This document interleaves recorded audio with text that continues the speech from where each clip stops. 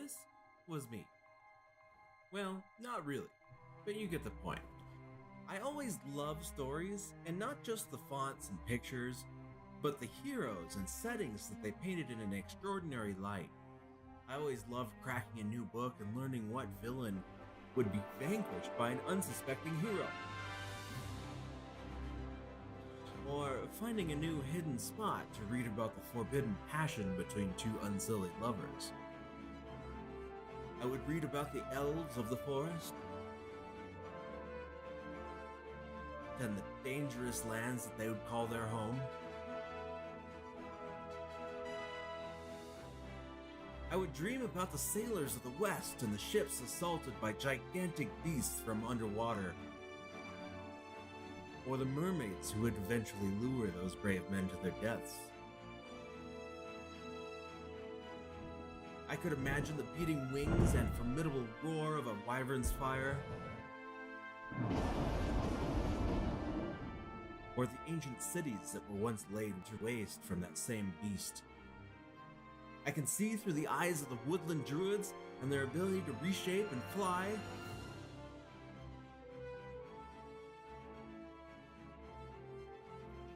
I can feel the heat of the blacksmith's fire, while the clerics are doing their work in the camps of battle. These stories are not just read, they're imagination. So hold steady and let me tell you a story of Dungeons and Dragons.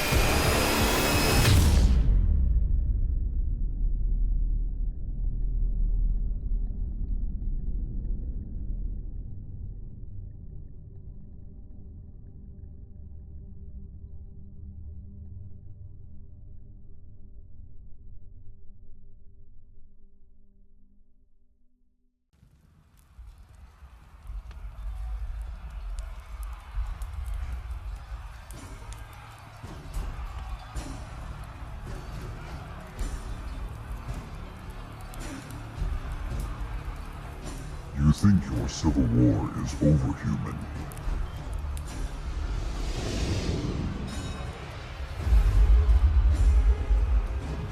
But your empire is still crumbling. Your enemies have gained power.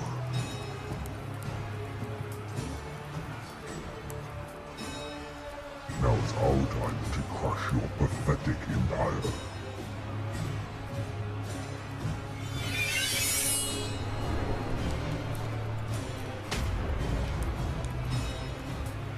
Chaos is coming for your people. Chaos is coming for you.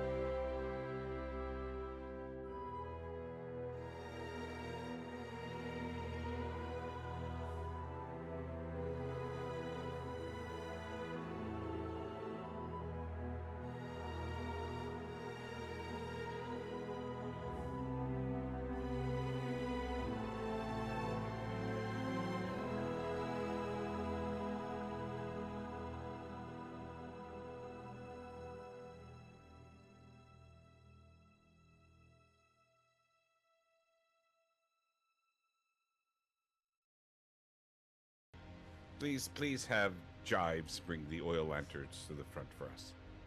Certainly, sir. Are there any other pieces of equipment you'd be interested in requiring? And I'm going to look down at Lucian. Well? Would you like some tea and sconces at the same time? Sconces, they're the things attached to the walls, yes? Yes. But if you wish, you could always make me some sandwiches. Oh no. Do we have a secret hobbit? Nobody could that, please.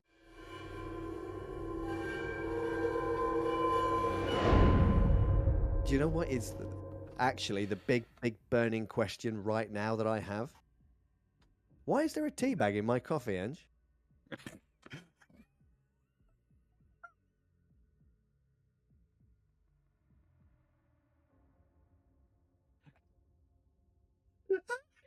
Anyway.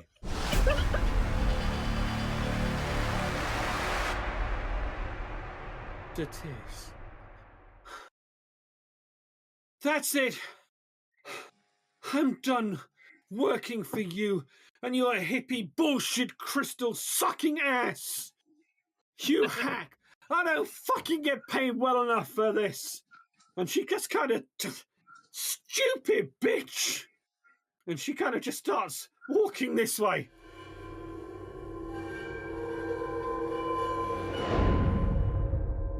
It'd be a common spell. I've seen this one used before. I heard tales of a bard who enchanted all his musical instruments to clap at the end of the performance. It's very bad for humans and other people with two legs to get clap at the end of a performance. Kyle goes bright red.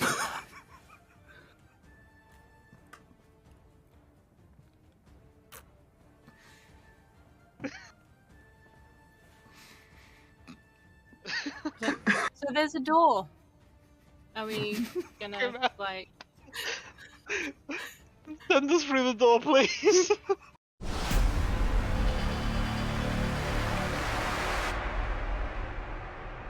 very specific brand of fortune telling.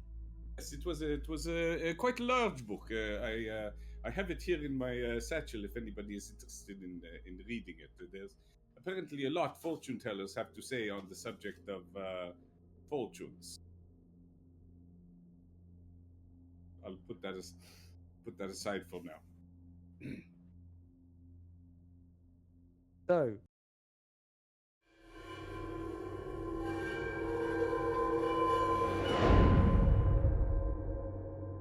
one of these clowns jumps out the back and is going. Yay! And I say, Gam.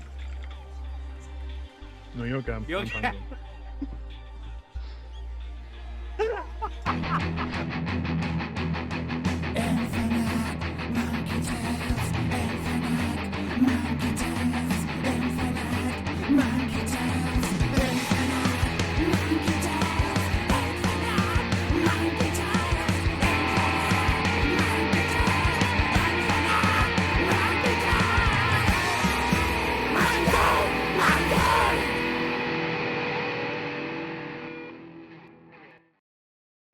The following content may contain strong language, adult themes, descriptions of violence, blood, gore, and death. This is an over 18 channel. Viewer discretion is advised. Careful. And hello and welcome, IMT. Welcome to all our viewers. Hopefully audio is working. Somebody will check really quickly before Angie goes through the calendar so she doesn't have to do it twice. I can't hear anybody else. Scream really loud. Hello in chat. Scream loud if you can hear us. Okay. Again. Oh, very good. Oh, offline. Please, now you're pulling.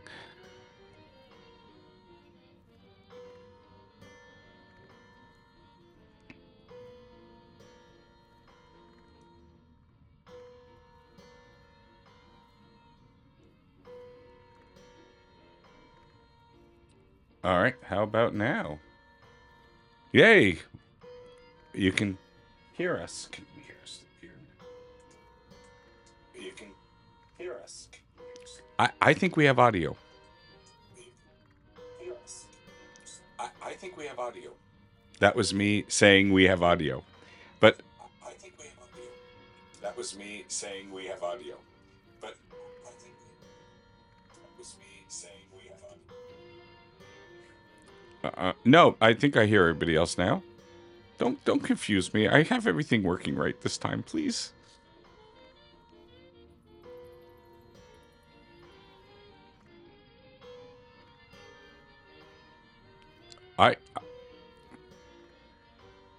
Uh-huh.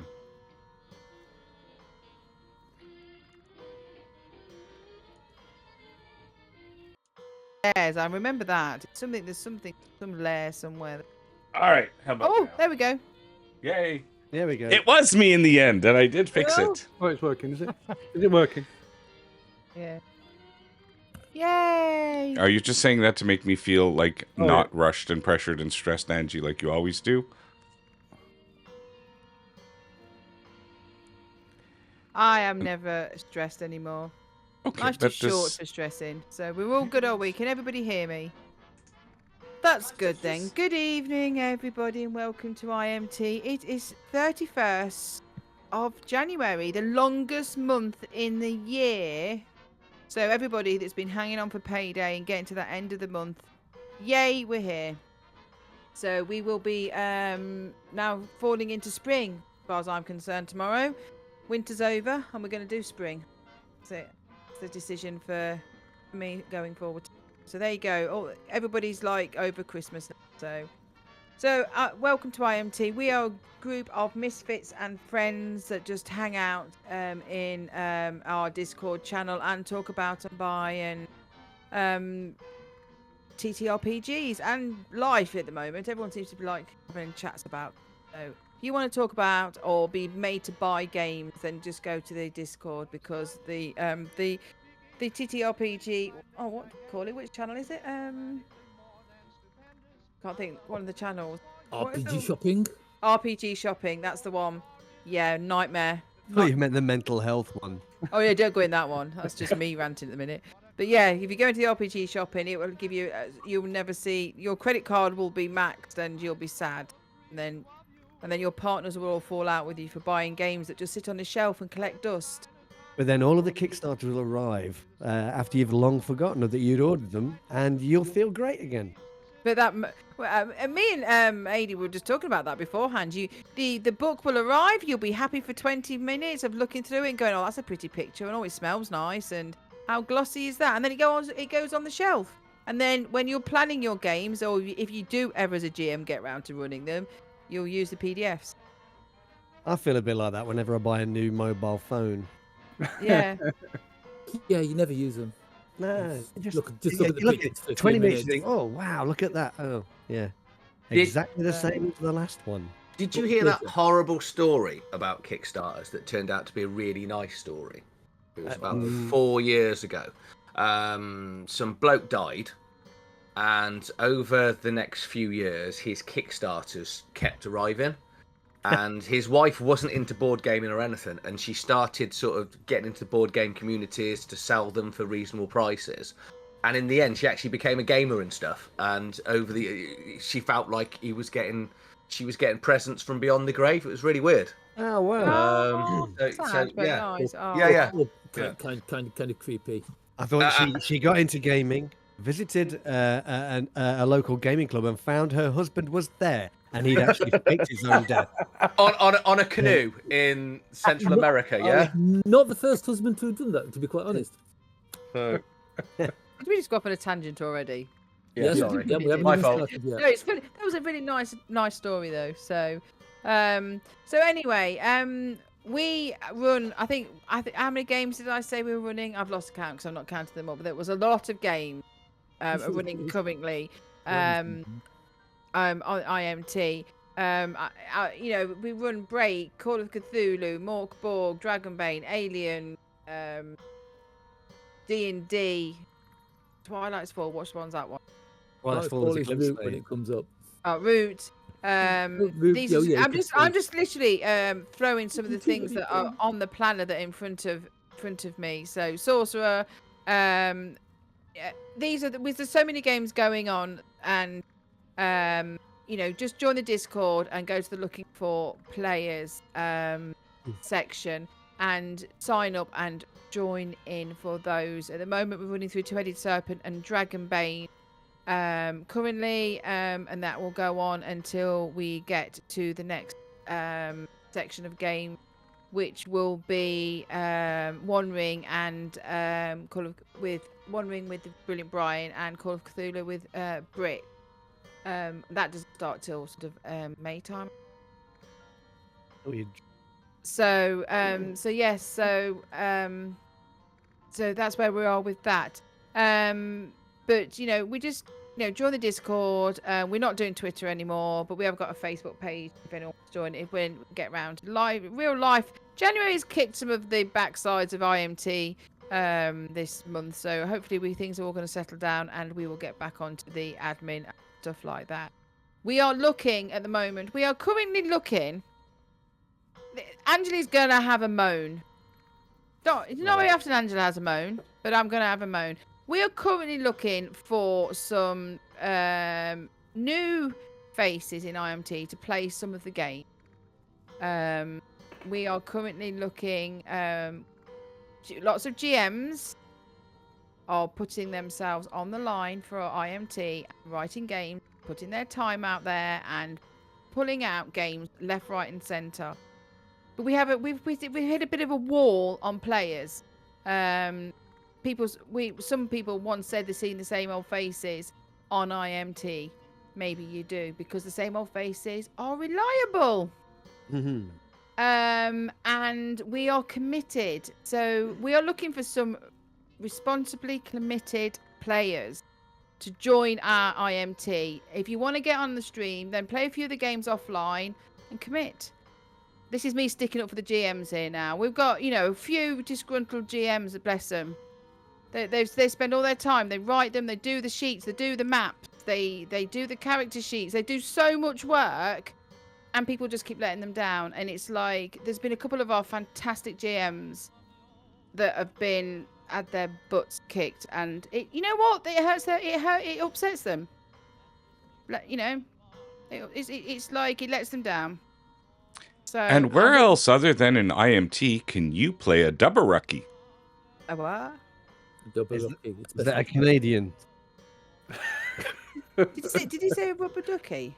No, I said a double rucky. Oh, so we are looking for some new players to come through, and it'd be nice to see some new faces instead of these ugly mugs all the time. I thought I was new. Wow. Yeah, AD's new. AD's new. And you know what? AD's here, and he's like a scholar. And even on the first week with us, and we had all our technical difficulties, he just sat there and hung out with us. And like, you know what? He's like part of the team now. He knows more about my own personal history than some of my friends do. Because it's like. Sorry about that. Sorry about that, AD. I'm a sharing person. So like, So, guys, we need some new players. Question in mind, we've got to cancel tomorrow's game again because, yes, it's had to be cancelled again. So, everybody, can we all give Strain a bit of a virtual hug? Because I know he's lurking there. So, everyone, Strain, we love you. And you're not going to give up GMing because we love you. And you're one of our best GMs. So, we will sort out. I can't give Strain a hug. He's met me. I'm a player in that game. I need a hug if we're canceling it tomorrow. Oh, okay, I'll give you a hug as well. But we can't cancel tomorrow's game. Jake is the world's friendliest Canadian. Definitely gets a hug. You know what? I'm not. Is it? I'm not a fan of Dragonbane, but I would have stood in to help. But I have 2 grandchildren here on tomorrow night, and all hell will be let loose. There'll be popcorn flying, and it will be manic evening. So I can't. Unless you want me to sit here with the grandkids, and that wouldn't work out, would it? So there's 2 extra players. This is true. Yeah, it is. It is. Be great in the crowd. So anyway, there's Angela just having a moan. But we need some players, and we need to get on it and start vetting some of the players for. I mean, I know sometimes people are ill and things like that. I just think we need to think a little bit more carefully about who we let on stream. That's just me having a moan. Mark will edit all this out for you, dude. I personally get ill when I'm not playing fancy role-playing adventure games. So right, apart from that, but tonight we are going to back to Two-Headed Serpent, which is a fantastic game with another one of our fantastic and amazing GMs who does so much work, and he would play 7 days a week if he wanted to keep his marriage. Tomorrow's the only day I'm if he didn't want to keep his marriage. Yeah, if he did. Yeah, I said that the wrong way around, didn't I? Wait, so you're saying if I play 7 days a week... they'll be kicking your door in, Jake. Yeah. So we're gonna go and we're gonna do what we love tonight. We're gonna go and play some role-playing games and just get lost and forget all the woes about everything. So I'm gonna hand over now to the amazing Dyla. Hello. Right, so that's how you start a call a Cthulhu game. Hello. Oh no, that's not working. Hold on a minute. Okay, forget that. The only it's Cthulhu. That's probably the only bit of joy and happiness we're going to have this entire evening. You do realize? I hope so. I really do. Dallas being mean to us. Oh, well, of course. So, a recap time then, is it? So, we're in Iceland. You left the Caduceus base camp, aid camp that had been set up as a cover for your mission here in Iceland. So you set off the next day after you arrived with your guide Grunhildur, driving you along in an old Model AA Ford truck. When you were attacked by something that could only be described as a giant, some 30 feet tall. You barely had time to react before the creature smashed the truck and snatched up a stunned Grunhildur, and with long strides carried her off across the landscape. The more seasoned, though arguably less mentally stable members of the team gave chase, while Dr. Williams, in a state of panic, fled with his trousers pulled over his head, with Dwight in hot pursuit. Wibble. A wibble indeed. So during the pursuit, or rather the chase, the pursuit of the giant, Jamie dropped her prized rapier in a bog, but with no time to retrieve it, she pressed on, determined to reclaim it later. The giant eventually disappeared underground into an ancient lava tube recently exposed by recent seismic activity. So regrouping after Dr. Williams had come to his senses, the party descended into a massive tunnel, which led them to a vast cavern where an unexpected sight greeted them. Several capybaras, large dog-sized rodents native to South America, were scurrying across the cave floor. Scattered around were the partially eaten remains of several unfortunate people, along with the torn-apart corpse of a serpent person. Unlike the other bodies, its body had been destroyed in apparent rage and not consumed.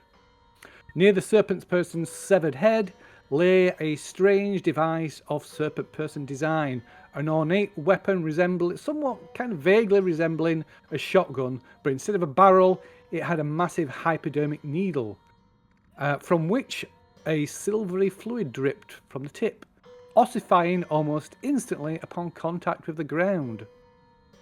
So from the glow of people's torches, it also revealed several shattered fragments of a large glass sphere with some still crackling broken electrical panels attached to them. They then spotted Grunhilde's body lying near what appeared to be a large rocky outcrop against the cavern wall until it began to rise, and with an angry roar, the giant loomed over them once more. Wait, run. I tried running last week. It didn't go well. Oh. And so that's where we left it, and it is where we begin in this huge underground cavern, surrounded by dismembered bodies and confronted by this slightly wounded, slightly injured after it took several shots earlier. Confronted in this cave. Slightly injured? No, I'm pretty sure you said heavily injured, almost dead. I like after 3 crits on it, slightly. That's what I'm going with. Shit. I think you said this is best described as rambunctious. When my character dies, can I take on this creature as my next character? Because I'm gonna try. How far away is Gunhilda? So Gunhilda is at the opposite side of the cavern, so I would say she's about probably about 100 meters away at the moment. Okay, is she near the ginormous troll thing? Yes. So it was. So basically, she was laid on the floor by the cavern, the opposite cavern wall, next to what looked like a big rocky outcrop in the cavern, but which turned out to be the giant just kind of crouched down. Randy, if you remember, the giant is just like its skin is just covered with like rock, like encrusted with rock. Okay. Randy, you distract him, make him chase you over there, and I'll rescue Gunhilda. Well, wait. We got this injector gun. Maybe we gotta inject the creature with it.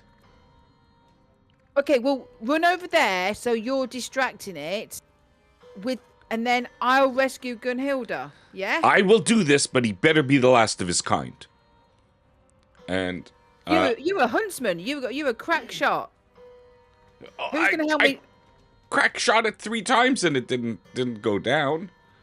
Well, just distract it so it chases you, and then we'll get Gunhilda, and then I'm not sure I will stop it from chasing you, but we'll think about that after we've got Gunhilda.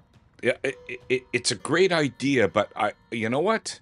You know who's really good at running with his trousers on his head? Like, he'd make a great distraction. That was brilliant. Unfortunately, the creature didn't chase after him before. So if I have that injector gun, I will approach the creature and try to engage with it. Okay. Not like. I don't want to be aggressive towards it. I'm going to be like, hey, nice creature, and, kind of have the thing behind my back. Okay, very well. Okay. So Dwight, you've got a higher dexterity, so you can actually act before Randall if you wish to do something. With my vision, can I see any other exits? Because when I did my divination, I'm aware there's multiple entrances to this secret lair. Okay, so you can see that it's quite a large. It's quite an extensive cavern.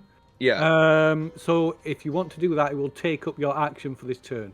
Yeah. So I want to try and keep my distance from this large troll, but try and find another entrance.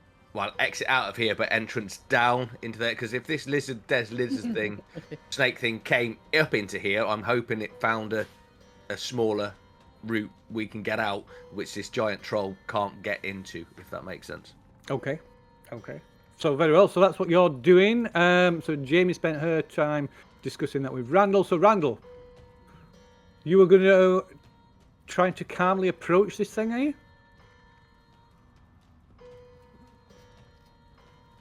Yes. Listen.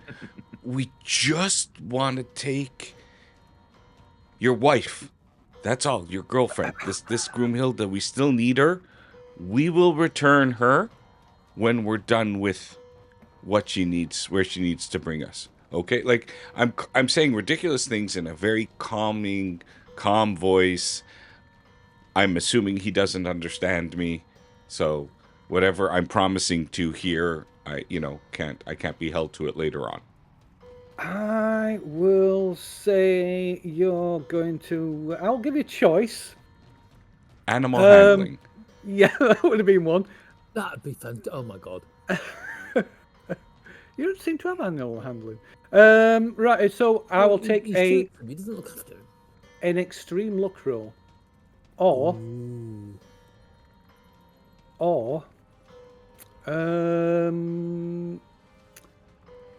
a hard survival roll. You've got jungle survival, but I'll let that fly. A hard survival roll or an extreme luck roll. Okay.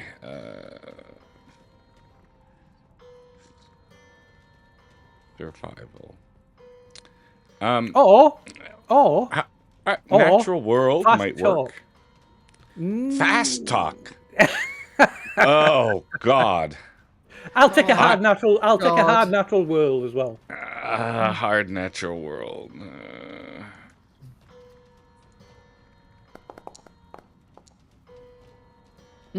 Almost. Almost. You know what? Look. Almost. Yeah. Look, Angie's making chicken noises. Yeah. Okay. Don't forget, luck fuels the pulp. The pulpiest side of this game. Look at it. Luck fuels pulp. Use the look. This is not the look you are looking for. Feel the look. All right. I'm trying to click it to see. I gotta click it here, maybe. No, there. Yeah, click on the spider.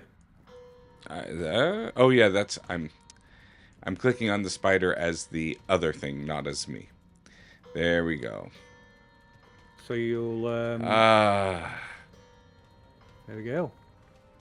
Oh, that's odd. Things not showing. Oh, I know why. Cool. A few more things there. Okay. Okay, so you approach this thing. It is clearly. Oh wait, I wanted to fail that roll really badly. Damn it. So it is. It's clearly really aggressive. Your attempt doesn't calm it down in any way, but perhaps confuses it, allowing you to get close enough to do. What are you going to do? It's this like shotgun with this injection stuff. So I am going to see if I can aim towards the areas that I already shot it with my piercing round, and see if I can get the needle in there and activate the injection.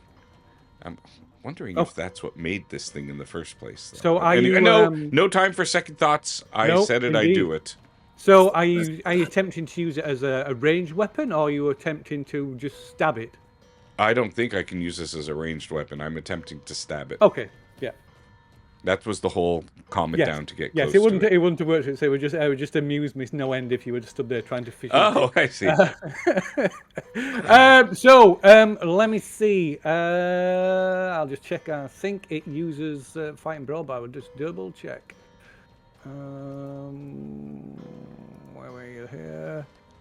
It does indeed use fighting brawl, so you can make a fighting brawl roll with it.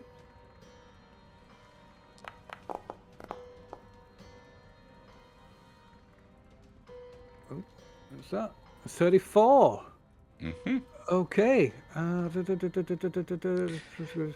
Jamie, get her now! Now! Okay, so you punch this thing into, like, find a gap, a crack in the rocky, texture of its skin, and punch this huge needle into it. I pull the trigger, and like some kind of plunger forces this fluid down through the needle into this thing. It's potions of healing, isn't it? And you can roll me right in the crack. a D10. Oh. And that's how much you've healed it for. Yeah, I guess.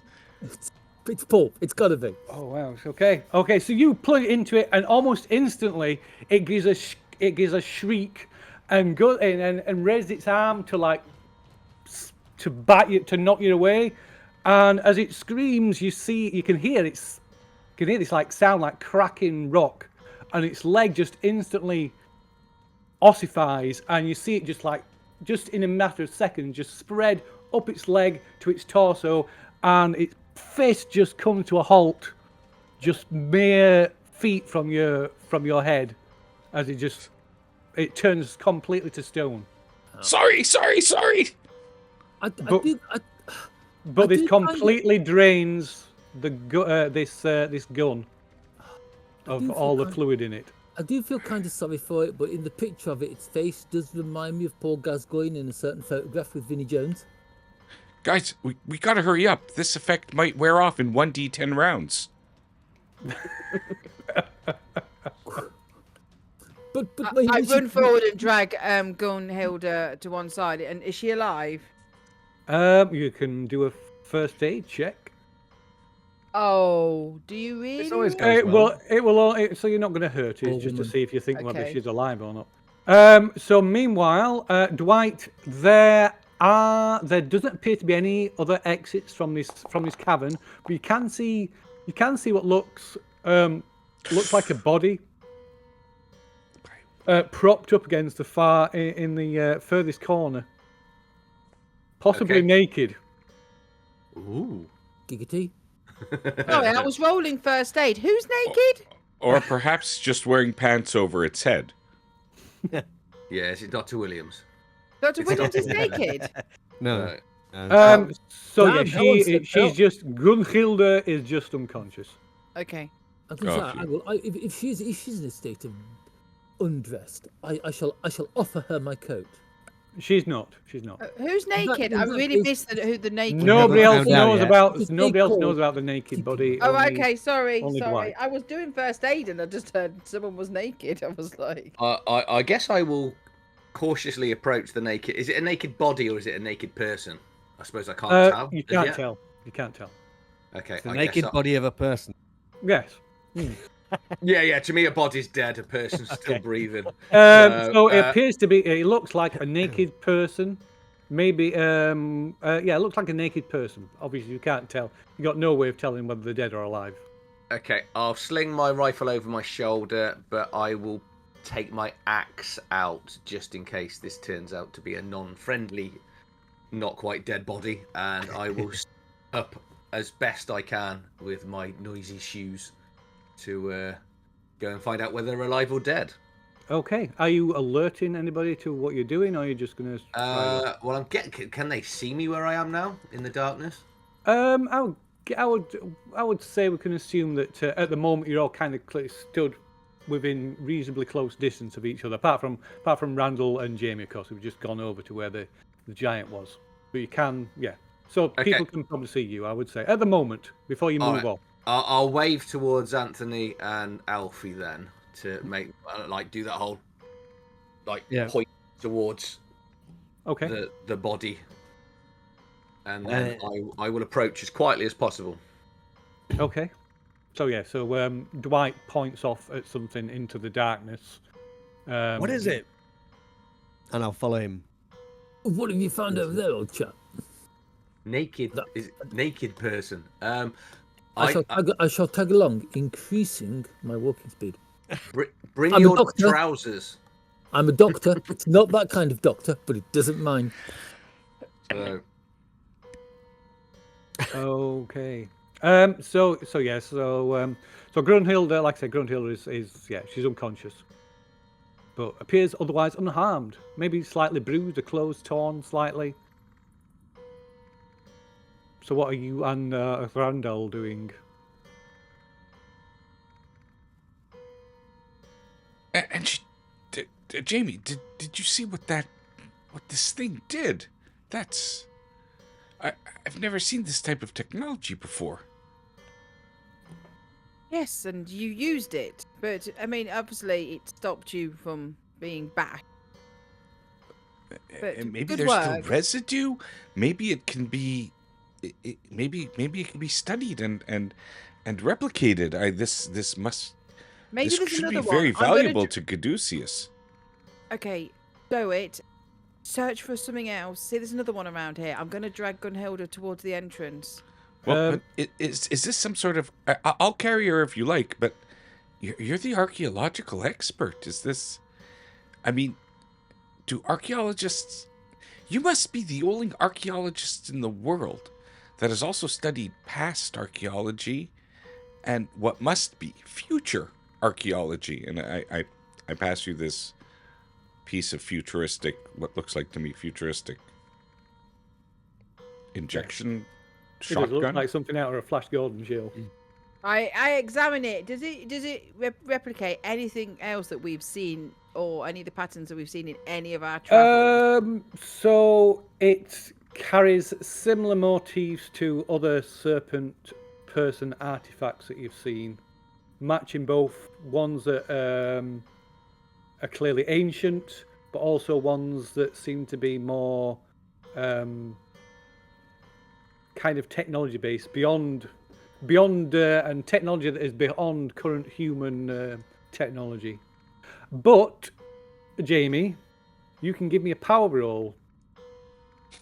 A power roll? Yes. Pow. Okay, so you no, you can't you can't look it or push this one. Oh, but it's only 9. I don't care. Meanie. Oh.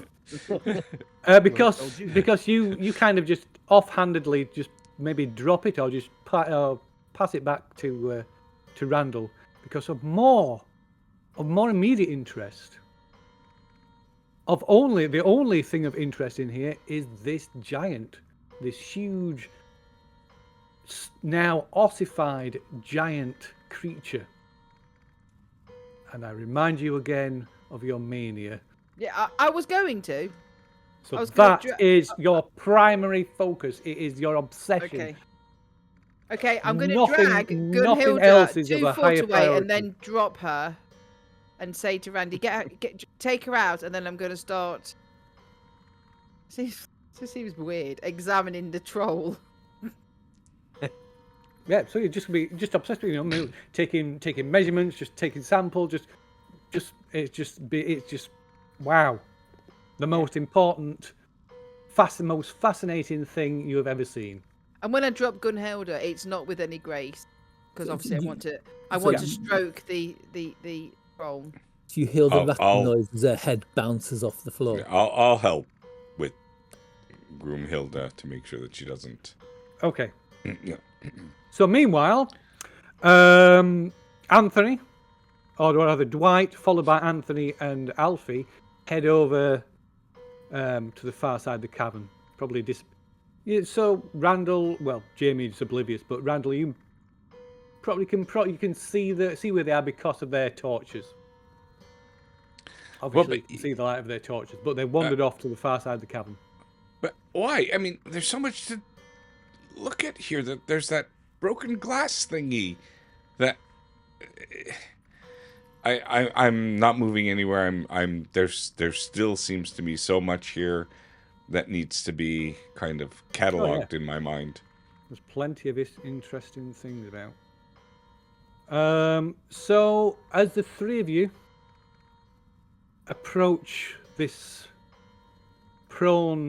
body laid against the wall, you can see, as you're drawing close, you can see it's clearly naked. They look. At first, you get the impression, you think that it's a large, overweight gentleman. But as you draw closer, you can see that is not the case.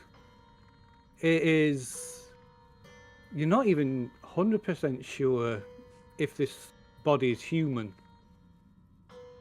It looks human-like, though its features are almost like that of a bloated baby. But it is human, and it's larger than an average human, and it looks bloated. The hands are oversized. The general body shape is oversized, but it also looks slightly deflated.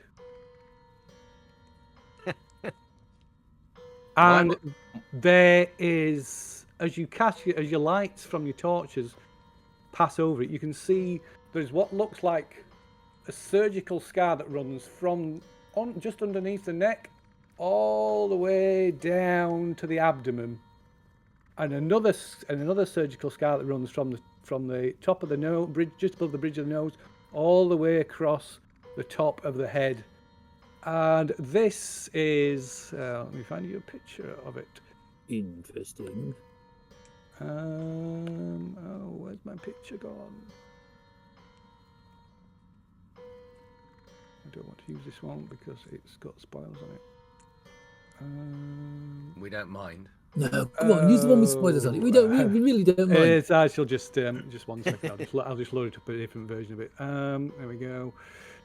I mean, we are terrible investigators, so we probably wouldn't even notice if there were spoilers. We probably, I would say, we wouldn't notice. We wouldn't notice. It could have the entire plot line written on it. I guaranteed we'll ignore it. It's all right. I found another thing. I've got an image that it's going to look like Fat Bastard out of Austin Powers, so that's all I can see. So I'm dead sexy. So yeah, this is. Oh, that's very big. That one didn't fit on the screen. Just a moment, I'll have to resize that. It is big. It's bigger than the giant, apparently. Oh, that's still too big. Oh, there we go. Chunk it. Oh. Hang on. Have we right? What's one of the space engineers doing here? That's a lot of gins. It's that is the sign of a good lifestyle. Insanity roll, people. Sorry, oh yes, over there. No, it is indeed. It does indeed prompt insanity roll. Oh, not again! Oh, I never do these. Here we go. Oh, off come the trousers again. Oh dear. Oh no. Yes, because some people are still suffering underlying insanity, so that will mean an automatic bout of madness if you lose any sanity. Yes. Back in the belfry. I'm assuming when I fail, I'm going to lose some sanity. So Dwight, you've passed, but you still lose 1 point of sanity. I'm sad because Dwight succeeded because he knocked my dice over. If you can, but always cheat. I don't mind. I don't mind showing people my sock suspenders. So yeah, this thing, like I say, it looks like it's deflated. It appears to be little more than skin with a thick layer of fat underneath. The skin is warm to the touch, slightly sticky. There's no Excuse me, sign of any excuse- blood, despite the vertical cut that runs from the neck to the abdomen. How do we know it? How do we know it's warm and slightly sticky if none of us are going to be stupid enough to touch it? I double dare you. Go on, lick it. Go on. There you go. It's So the mine head now. appears to be that of a baby, with unformed features, but larger than a normal adult. Kind of like. But young it's Davros. it clearly has no like bone structure. Ooh. But it does have nipples. And as it lies there, its eyes roll around vacantly. I'm emits- totally accepting my sanity roll now. And it emits a baby-like gurgling. So yeah, if you pass your sanity roll, you lose 1 point of sanity. If you failed your sanity roll, you lose 1d6. Woo. Oh, cool. And Alfie and Anthony have a bout of madness. Only the one. Oh, thank God for that. Only the one. Oh dear. Oh. Yeah, only the one. Oh, that's hit points, you idiot. Oh. So I'm gonna roll for one and see. Why are you see doing what- that? Does anyone else think that baby looks like Kevin Bridges, the comedian? Now you've said it. I now, can't now unsee it. now you've mentioned it. I feel like I'm doing Kevin Bridges a terrible misjustice, but yes, it does. I'm just googling. Oh, What's my bout of madness? So your bout of madness. Oh, that's an interesting one. I'm going to come to that in a moment. Alfie, I lose my trousers again. you are after the initial sort of recoil and initial disgust. You are fascinated with this thing. Oh no making out, please. It's like it's not what you want to hear, is it? That's how we find out whether it's slightly sticky. So yeah, you are absolutely fascinated with this thing. Okay.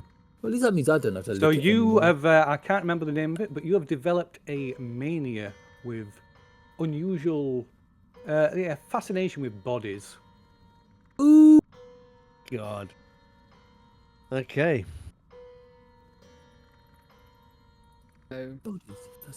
I recoil for a second, and then I'm gonna lean forward, and I'm just gonna say, "The hell is that?" And I'll start touching it so I can feel that smells really slightly good. sticky. Is Yeah. it breathing? If the eyes are sort of moving. Do you want to get close enough to find out? Kind of. I'm curious, but not the bravest of humans. But I am a curious person. Well, I would say for them. I mean, you suffered 1 point of silence. So there's going to be involuntary reaction, which is going to be, I would say you just maybe, just standoffish for now, just like stunned into inaction. But Alfie does approach, and as you approach Alfie, you can hear this faint, sort of almost this faint breathing. Mm-hmm.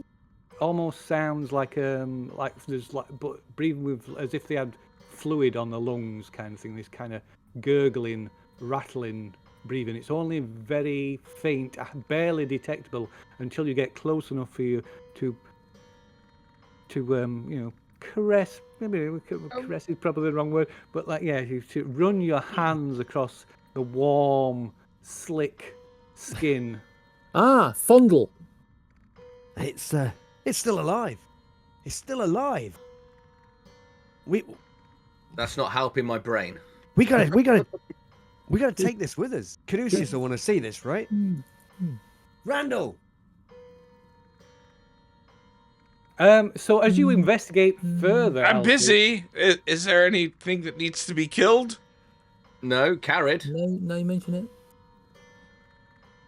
So as you investigate further, Alfie, you see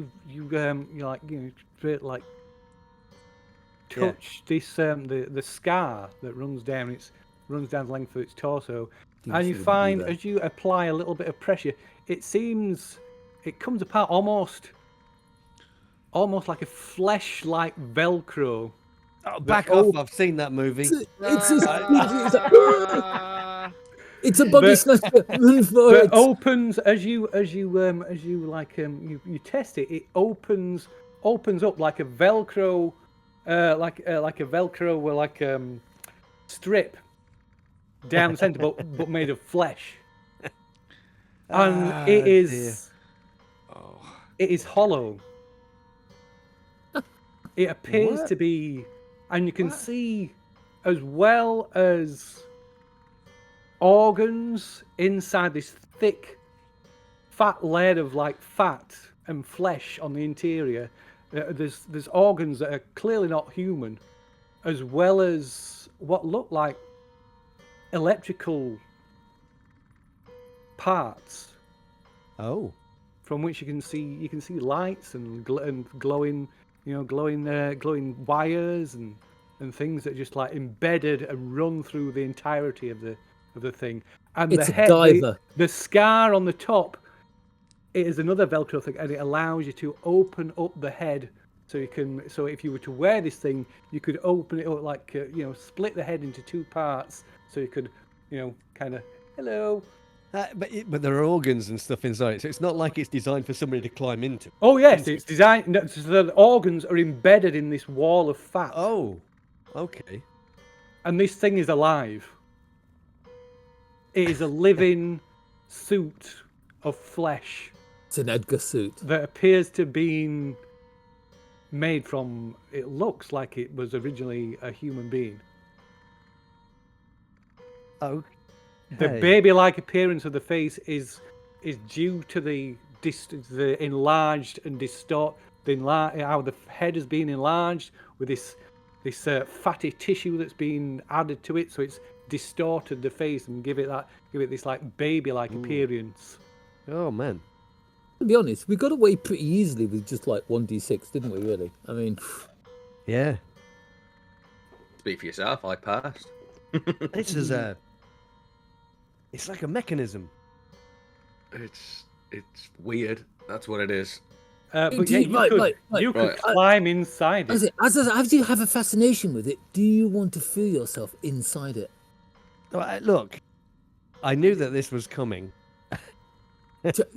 Terminology. I would just point out as well that Anthony is Dr. Williams is completely silent. He's not reacting at all. Dr. Williams is having a moment, and I'm he's having a moment. What the moment is. He's just stood there. Oh, it's not the one where I have to sit on and take my clothes off and make chicken noises. But he has got clothes on, yeah? He has got clothes on, At the moment, yes. That's a start. For how long? He appears to be in a state of, perhaps in a state of shock. So this baby thing is the evolution of Dr. Williams. As the madness carries on, he just gets more and more naked and hairless. Wait until you see my zipper. Oh, do we think we can carry this thing out without it falling to pieces? Maybe we don't have to. Oh. Okay, why? What are you thinking? I extend my arm and put it into one of the sleeves, if you like. Wear it like a coat. I'm gonna throw up. Is it what? Although I'm silent, I have to know. Is it warm and moist? Wet and warm. Like a jogger's sock. As you put your arm in, it kind of almost adheres to your skin. Oh, in that case, I'm going to try and pull my arm out again. Oh, it doesn't. Yeah, so not. It doesn't melt, but it kind of automatically, as if it contracts and sort of to make it a snug fit. So it is. It's almost like a natural every lube. part of your skin is in contact with it, and you can feel it pulses, and it seems to, although you don't quite understand, it seems to react to you putting your arm inside it. Oh, it's like putting on a wet vest. Oh, a cold wet vest. But it's warm. It's not cold. It's slightly wet. It's moist. Sticky. It's a symbiotic relationship. It's like putting on a wet sock that hasn't quite been on the radiator long enough to dry it out. You can wiggle your toes and feel the moisture that's in it. Mind you, Batman had one, so not Batman. Spider-Man had one, so. Yeah, this one doesn't look as cool.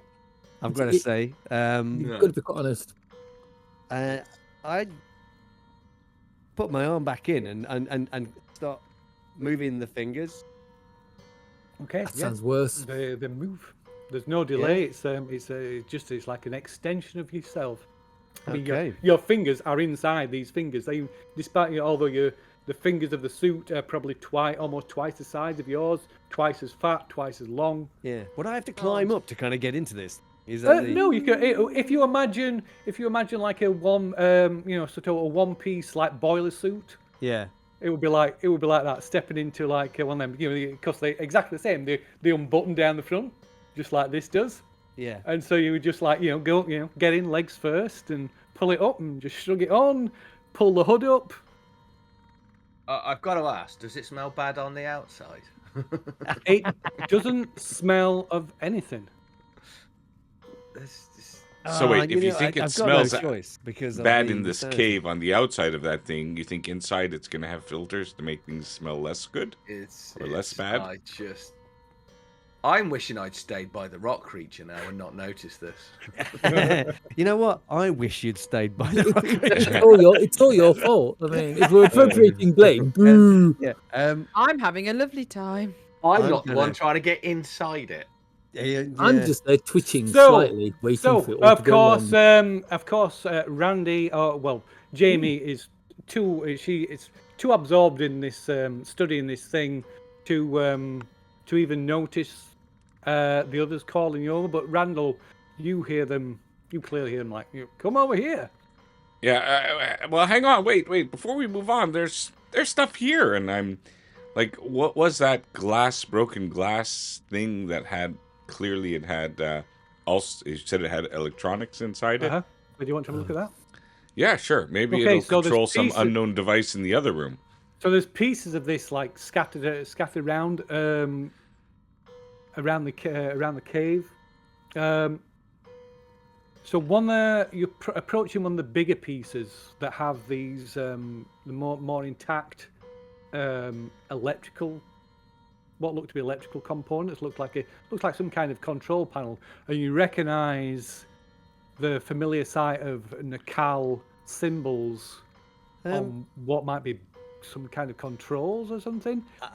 You can give me an idea roll. I know I'm not there, but have we seen this before? That control panel? This is what the idea roll is for. Yeah, okay. Well, no, but I'm asking because I was there in that room. Well, we were in the jungle. It was like in the very. We climbed up that mountain until we got into that observation post. No, I'm talking about the first chapter. We found a control panel on the in the jungle. An idea. We may have actually seen. Didn't we see a glass sphere as well? Maybe. Or remains of one? Yeah. Maybe. Oh, sorry, you got to make your idea wrong. Idea. You better make it now. Excited. I can make a no idea roll. It's okay. So this. To your excitement, to your surprise and excitement, this is clearly, although it's broken, this is clearly a more intact wreckage from that glass, the remains of that glass sphere that you saw back in the jungles of Bolivia. Okay, so first of all, I rolled the wrong thing, but I had 5 less. That's fine. That's fine. The roll would still have passed, so that's fine. The other thing that I'm wondering is, because we're talking about glass and controls and see-through, and I know it was a far distance, but am I getting the vibe of similar to what I saw pass over the volcano? I would say with the level of success you've got, you can make that leap of deduction that this could very well be what the remains of one of those objects you saw flying across the sky and disappearing into the volcano. Jamie, this is a ship. If we could fix this, we could fly. This is that flying ship that was over there. I'm sure of it. Have you seen the size of these trolls' feet? Oh, no. Let me take a look. Because I'm easily distracted by things like that. Did you think that the society will count this as a kill? You know what they say? Big feet, big shoes. in proportion to the rest of its body, its feet are massive. You Don't know, you it's just like want to lick the gap between the toes? do you think he was there? Do you think it was he's one of a kind? Do you think we need to go and find the others? We need to find the others. Just so we can examine Let's go. He's probably got a family and children, and they probably have like little pets, and there's probably a house, and we need to go and find the others. We didn't even try to press any of the buttons on these control panels But the yet. size of these feet, honest to God, the size of these feet, there must be tracks we can follow. You're making no sense now. What tracks to follow for what? We killed it. No, but You don't have to hunt things you've already killed. No, but there might be some more for you to kill. I'm not killing any more of these things. One is enough. No, but there might be some more there where we need to go and find them. So, So that they could take Broomhilda again? What if it's not the last of its kind? Well, then I'm just Maybe going to there's say another it one was. out there that is the last of its kind. Well, I'm going to say it was until I'm proven otherwise. Well, I'm going to find the rest of them because there's got to be more. I mean, Wait. We'll wait for the others. We'll go The together. size of that fist that would have pummeled you. That fist, if that hit your head, you would be no more. Your brains would be smashed. You told me to distract him.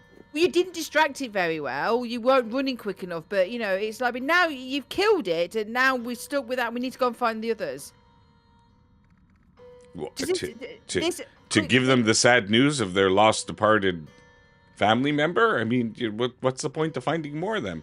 Look at his hand. It's actually got it's actually got markings on it. Oh my God! And have you seen how it's flying thing? The flying those teeth are gonna rip you. Would have ripped your head off if it wanted to.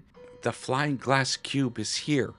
We found one of the exact same things that we were looking at, like from the bonfire that the nurse didn't want to join me at last night. It's over here. Have you seen the size of its sexual organ? No. I've been averting my eyes. You can. So, Jamie, you can give me a spot hidden or a first aid roll would do, or any whichever you prefer. Spot hidden or first aid. If you want a few minutes alone with the creature to examine it, I'll go into the other room with the other guys. Okay, so this you can examine. Been like, oh, look at the size of his feet. Examining its body, you can see the rock is literally rock that encrusts its skin. So its skin isn't rock, but it is rock that is formed on its skin. And like I said, there's moss growing on the rock. There's even like bushes and other plant growth like growing in the cracks on the rock. But you can see, looking at the few bits of exposed skin that there are, the rock is although it's naturally forming rock. It's almost like the equivalent of eczema. It appears to this rocky growth on its skin appears to like irritate its skin. And there's all those little shell things on the top. Sorry? Like when you go to the beach and there's a rock and you get all those little shell-filled growths. Yeah, like limpets and yeah, that's the barnacles. And barnacles, yeah. But yeah, so the rock itself is it's almost like eczema on its skin. It's sort of irritating. But now it's frozen. Or as a rock, or made rock. Is it completely rock all the way through now? Yeah, so everything. I mean, you could see this from the, you could still see the texture of the skin. It's almost like, this perfect, this amazing statue. But yeah, the entire thing is just rock. It's just solid rock. So there's no like gaps for me to poke in to see if it's like alive underneath. There may be cracks and splits in skin. There's there's the points where Randall's bullets like. And those holes now solidly rock. Yeah, so you can stick your finger in or like a probe in, and it's all rock. The whole thing, looking into its mouth, it's rock, solid rock. So whatever was in that hypodermic gun thing has turned this entire thing to this huge, like 30-foot tall creature into solid rock. Got to be more. I'm going to go and find more. Is this a tunnel that leads down?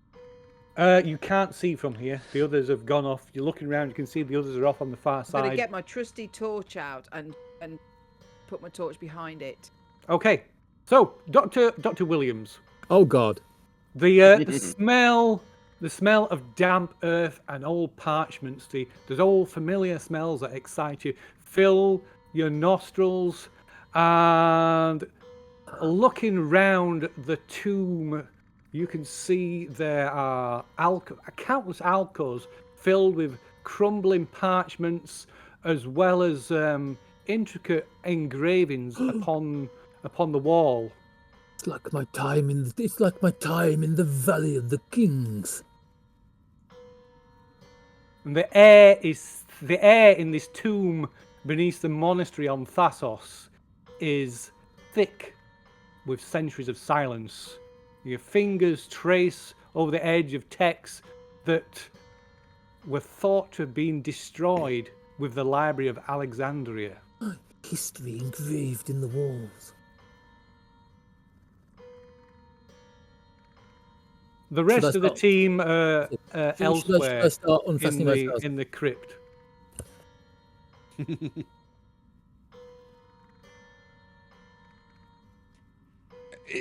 Do I get looking cautiously at the control panel? Does it seem like there's any residual power still on any of the pieces? There does appear to be some power because some of the components are sparking. Ooh. But there is not. If this is one of those flying objects, there's not enough of it remaining intact to that doesn't discourage me. I'm count as a going to see vehicle if anymore. there's a toggle or a button or something that seems to make sense apart from something else that would seem to, cause it to either power on or to evoke some sort of reaction. Okay. Electrically. So I'm going to try to whichever. I mean, if there's a panel with like 8-9 buttons in a row, like some, whatever, I'm not going to go for that. I want to go for the ones that seem to be aside, like either a toggle, like yes, no, activate, deactivate type of thing. Okay. You can give us an electrical. You can give us either a hard idea roll or an electrical repair roll. That'll do it. But while you're doing that, I just want to go back to Dr. Williams. So what are you doing, Dr. Williams? Nice. Oh, not nice. Look. I feel the need to examine all of these delicious papyrus scrolls in great detail. Okay, so looking at these, you're being as careful as you possibly can. These parchments are clearly, hundreds, millennia old, and they are beyond value. There's just this discovery is just beyond anything that you could ever imagined after you were recruited by Caduceus. We need to examine them carefully. We need to catalogue them, preserve them, and they need to be shipped back to civilization so they can be studied. This could be the discovery of the century, the millennia, no less. Okay, so as you're saying this, another member of the Caduceus team appears at your elbow. Yes, Dr. Williams, of course, we'll immediately begin a recovery operation. Excellent, my good man. And as you turn around, you look around to see the familiar walls of the hidden chambers beneath Royston in Hertfordshire. The walls carved with symbols long out of human memory. The walls whispering secrets of the Templars.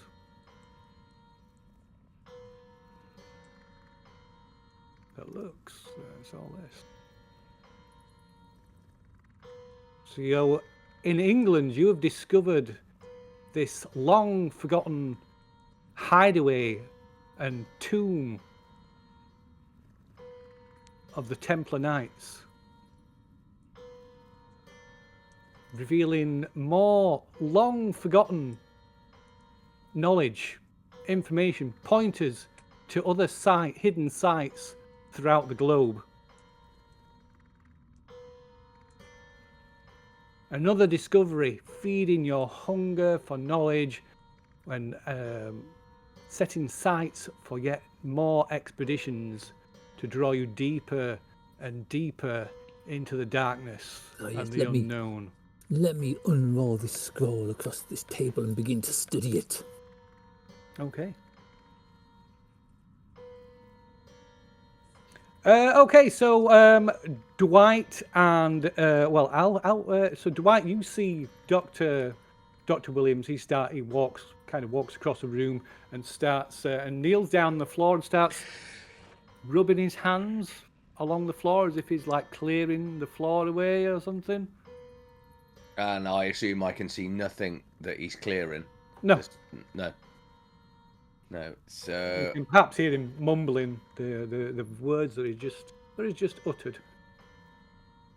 We must preserve this. We must preserve this for further generations so it can be studied. Who knows what secrets we could find here? Okay, I'm just I wondering. may be drooling. Right. Can I? Where did I? So I've got one person that's gone mad that's looking at the floor, and the other one trying to get inside a baby. Basically. Oh, please, terminology. When you put it like that. God, oh, God. Yeah, I won't put it like that. If somebody were to... I'd like to apologise to any mothers who are viewing this and anybody who may be in the legal profession. Please don't sue us. Please, guys, stop scaring away the newest player. I don't want to have to redo this whole outlet and layout with cameras and stuff. Oh, dear. There is... Right, how far into this mannequin, that's the way I'm just going to partition this in my head, has Alfie managed to get? I don't know, Alfie can tell you that. We got to figure out how this thing works. We got to figure out what it is. And I'll climb into it. His legs are in and one arm. Okay. It's a humble brag if ever I've heard one. So yeah, as you climb more into it, so like I said, the thing ever so slightly contracts to fit you as snugly as it possibly can. Oh! And you can hear behind your head, you can hear this soft baby like. It's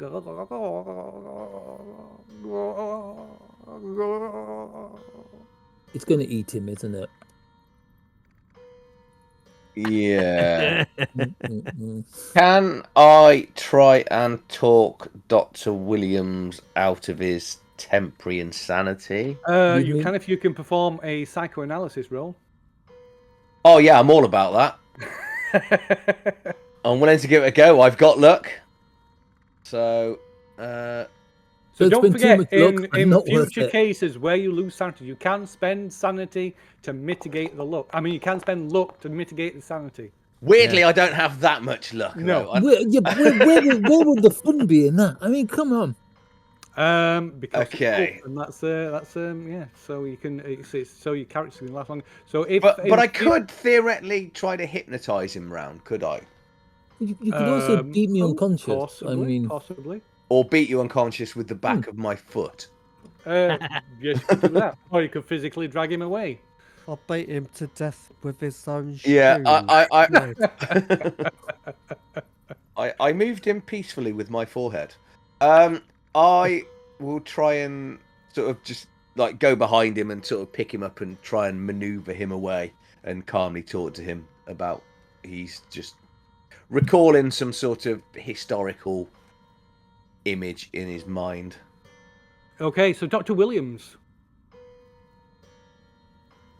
you find yourself somebody's one of the team. Dwight Dwight Johnson, the somewhat slightly dubious person who claims to be psychic, is dragging you away down the tunnels that lie beneath the Wantley Crags in Yorkshire.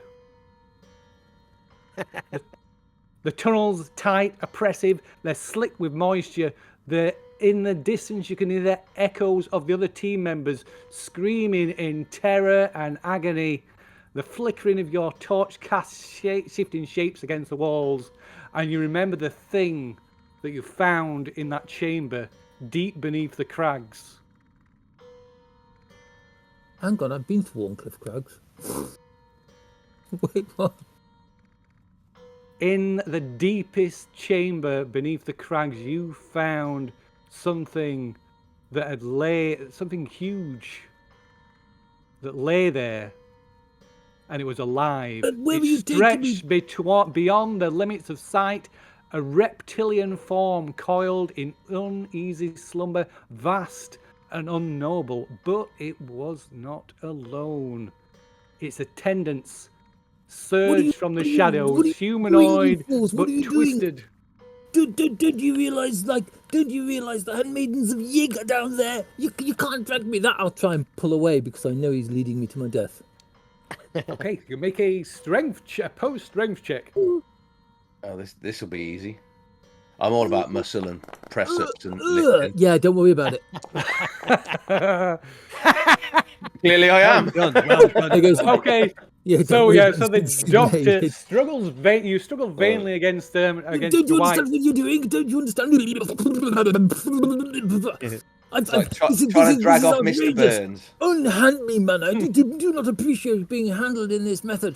We have to escape, you fool. Don't you others? The others are laying down their lives so we can live to take this news back to Cordicus. So, Dwight, we need to get out of here, Professor. We need to get out. And you can see down in the moving around in the shadows down this natural tunnel.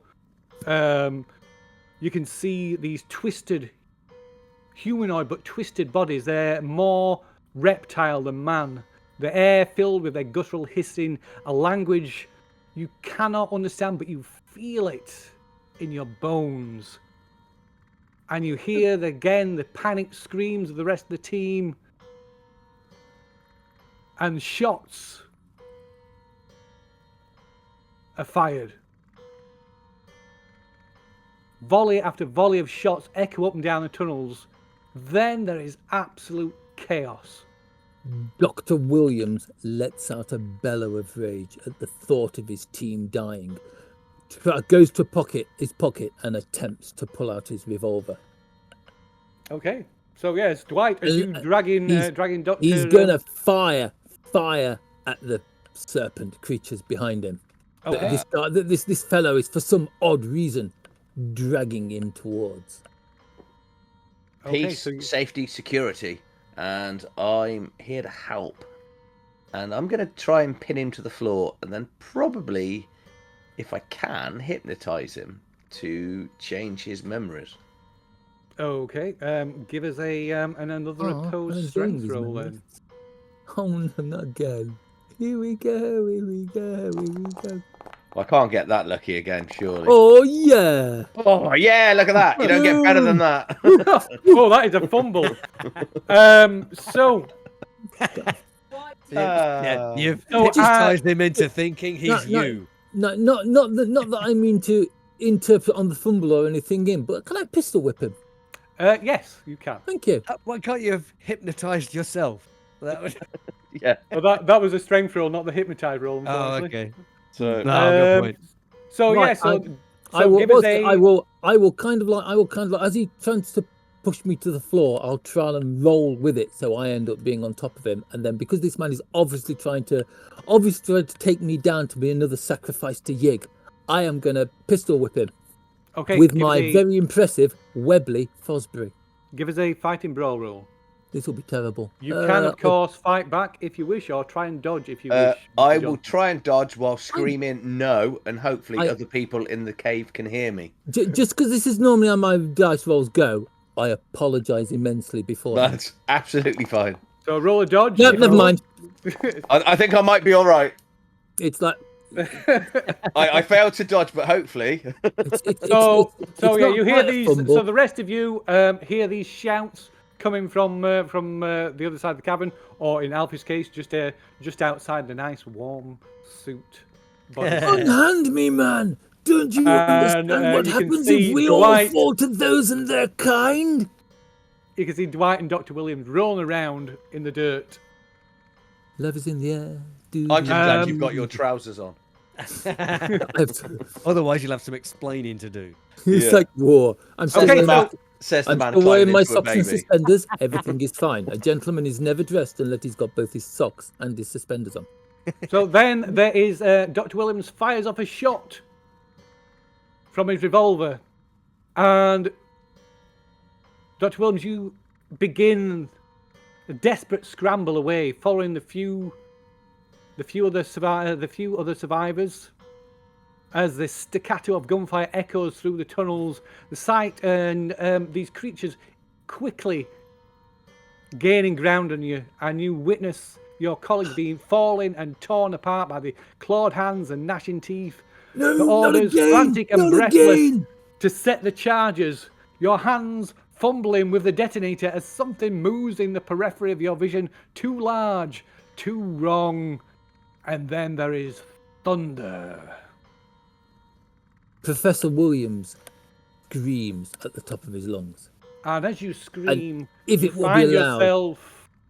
If what? Sorry, if what can be allowed? if it will be allowed, I will turn to run and just collapse on the floor. Okay. So you scream as the blast from the detonation throws you to the floor, and you throw yourself to the floor, and you find yourself in the cavern in Iceland. I think I'm just going to lie here for a minute. So, Mr. Savage. So, what was the roll you made? I've lost the roll. Made it so far away. So 80%. Okay, so checking over these, over the portion of the control panel that is on the largest portion of this control panel that you can find. Although there's all these kind of what look like, like I say, vaguely suggestive of some kind of control panel, there are no actual buttons, levers, or any kind of actual controls that you appear to be able to manipulate.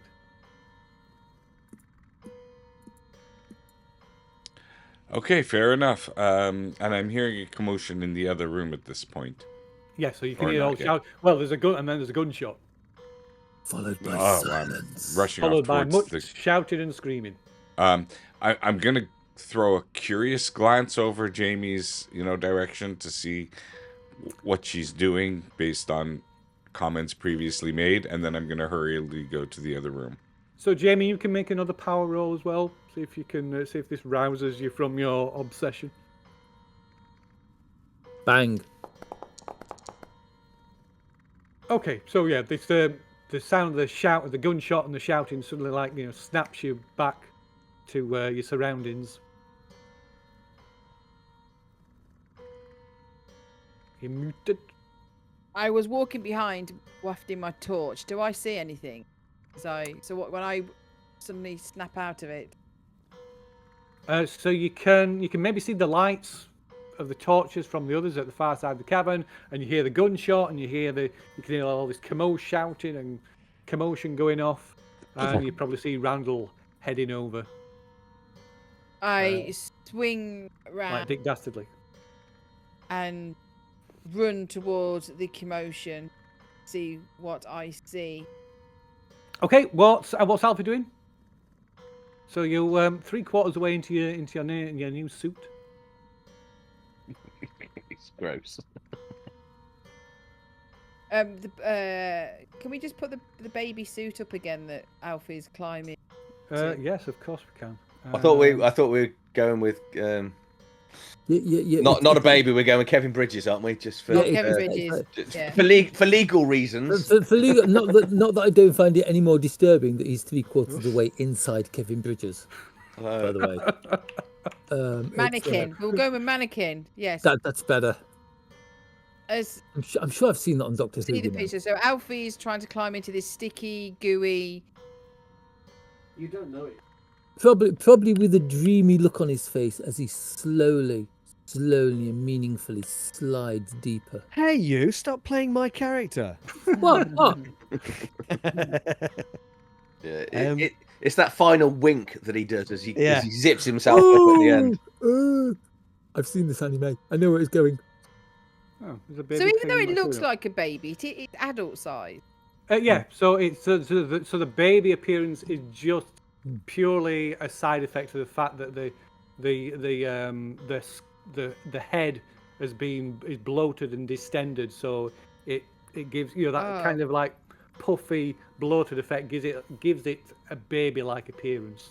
Donald Trump, but less It orange. reminds me so slightly of one of the potato-like very English aliens from Doctor Who, the Sonarans, death to the Doctor, them ones.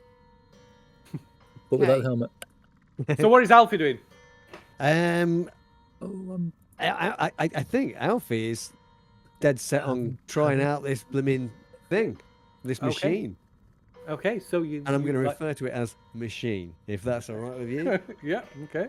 Are you acting under insanity at the moment, or are you Yes. Just, oh, that's good. That's good. I was hoping that was going to be the answer because I was thinking, Yeah. why else would you be climbing into this Exactly. this thing?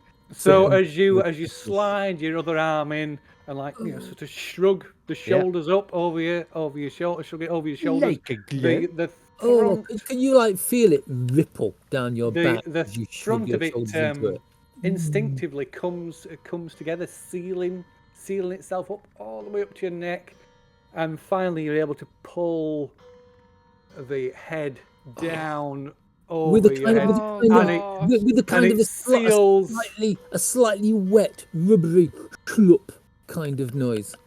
And it seals around your neck, so you're like all sealed snugly inside this thing, and you can breathe through it. You feel, it's you can breathe unhindered, and it is warm. I've got to know. I've got to know. What does it smell like as you breathe it? So it smells of nothing. There you go. But it's warm. It's like, but it's all this. It's almost like it's regulating your temperature. Oh. Or the suit is regulating its temperature. And you can see through its eyes. Okay. And can I still hear that? You Can I can still still hear hear that? this Yeah. faint. Oh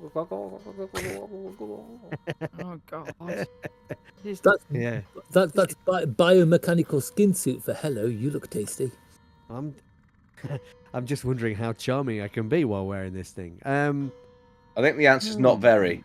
But yeah, so as the suit fully closes over Alfie and he starts breathing them out. Have we noticed this yet? Oh yeah, you can see in the middle of our wrestle. I would say since it's pretty much right next to you, yeah. Got to be quite honest, still better than a fursuit. And Randy, you see this as you come running up. You probably see Alfie just like shrugging on the shoulders and pulling the head down, and then this this fat, naked, baby-like, adult-sized, baby-like body.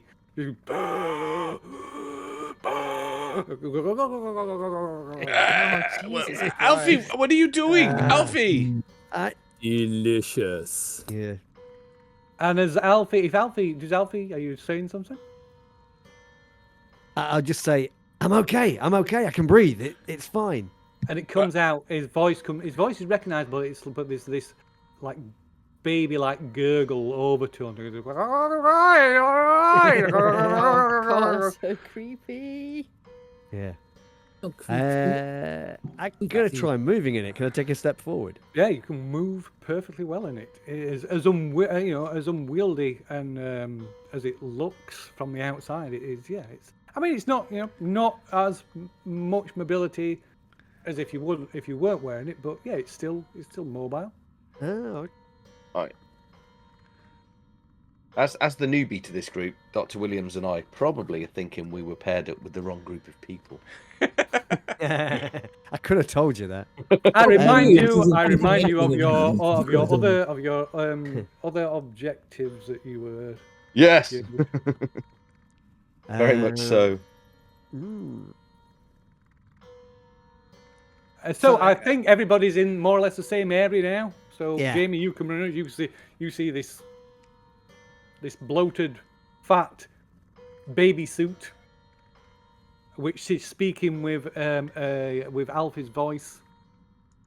Kind of.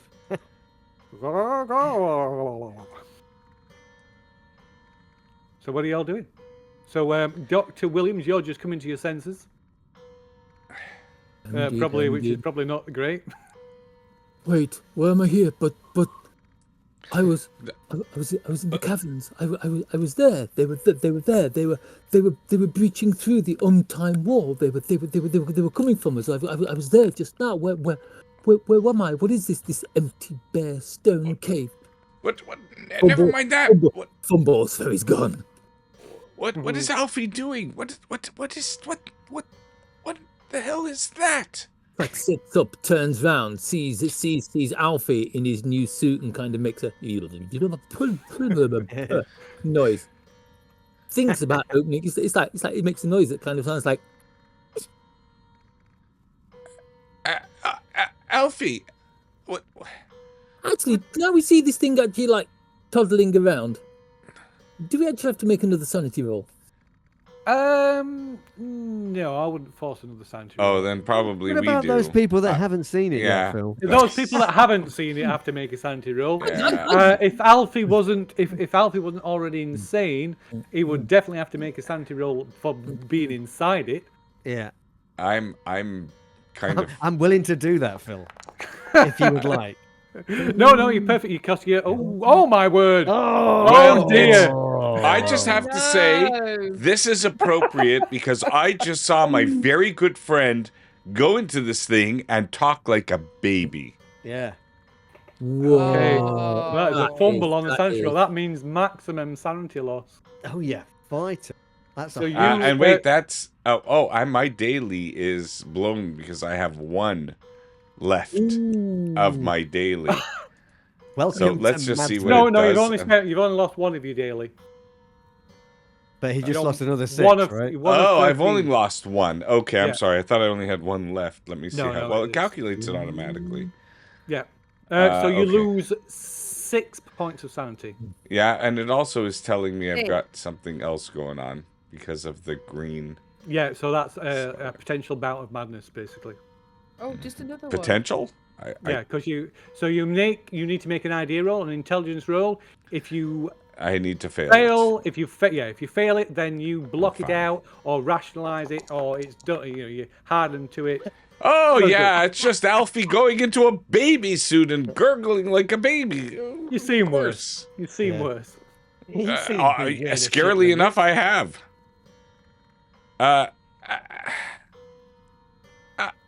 Do you feel it? And I'm gonna like poke it, not in the eye because I know better, but like I'm gonna try to poke at this thing. Alfie, all right, prove to me that you can get out of there independently. Why would I want to get out? I've only just got in. What I want to know is, are the nipples switching? That's a or not? problem. It's Alfie, just you can go back in. Just prove that you have the willpower to come out on your own accord. He has the power. I mean, that's a good question. Do I even want to get out? What is it like in this? Am I getting a feeling of power or anything like that, or is it just? No, I wouldn't say. I wouldn't say anything like that. No, it's you find it. I would say you find it fascinating. Oh, okay, just fascinating. That quite disturbs me actually. Oh, I find it scary. What do you think it's for? What do you think this is used for? Can we hear him though? Is he like? Yeah, If I sorry. come round the corner yet and assess what the situation is occurring right now. Yeah, you need to make a sanity roll as well. Did I see him climb in, or do I just come around the corner? And see? Well, you need to say it's make sanity roll to see just for seeing. I would say you maybe saw him just as the last in pulling the head over his head. Oh, that's a fail. So you lose 1d6 points of sanity, which is going to prompt a bout of madness from Jamie. Oh, 6 points! No! Oh my God! No! How could this If have you're gonna happened? do it, do it. So another 6 points of sanity loss, but regardless. Do you have any left? I've got 5 of 8, so no. Let's have a look. Oh yeah, Oh, so I'm only on- 3 points left of you. Oh, you're on 5 of 8 already. Yes. Oh no, I meant like total sanity. Oh yeah, I've got 37. So you lose 6. 31. Oh my God! Mark, I'd And recommend that sleeping means somewhere else you tonight. have gone indefinite. You have gone temporarily, or rather indefinitely. Yeah, indefinitely insane. Oh my God! It's a total case You've of whoops, there reached go my your trousers. daily limit, so you are indefinitely insane. So you will remain. You'll have a bout of madness now. There's no intelligence check. You will definitely have a bout of madness because you're still at underlying insanity anyway. But your underlying insanity will remain for at least the remainder of this act, this mission in Iceland. Ooh. I'm sure it'll be As fine. long as you add them all, I'll just keep adding them to my character sheet. Okay, so Look what you've done, Alfie. What are you Look what going to you've make done. me do now? So I think this. So you see this as you approach. You see Alfie, lifting the head over this thing, but it's not Alfie. This thing is consuming. This thing is consuming Alfie. It eats. So you see teeth. You see like the teeth on it, on the edges, the like red bloody edges of its flesh as it closes like some gigantic maw around Alfie's body. Nom nom nom nom. Blood oozing from between its jaws. Okay, so I'm gonna dash across as fast as I can and start ripping this suit thing open, or trying to like get Alfie out Okay. savagely. With hands or with something else? No, I've lost my rapier. Oh, you have, haven't you? Yes, you have. I'm kind of glad that you're not going to try and rip it open with a I sword. did give her a knife. Oh, yeah. You did, yes. I think we should try and remove it from his body with bullets. I'm gonna start with my hands, and then if I can't rip it open, then I'll get the knife on the zippy bit. Give me a strength check. So yeah, so Jamie just in a No.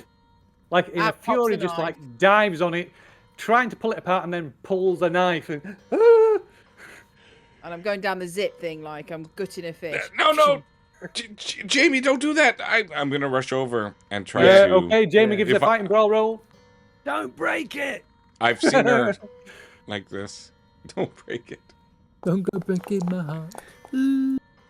Oh, that is okay. So you Whoa! stick the knife in and draw it down, slicing into this like thick layer of flesh and fat, and blood just oozes out, and you can see like these teeth and like all these tendrils whipping out.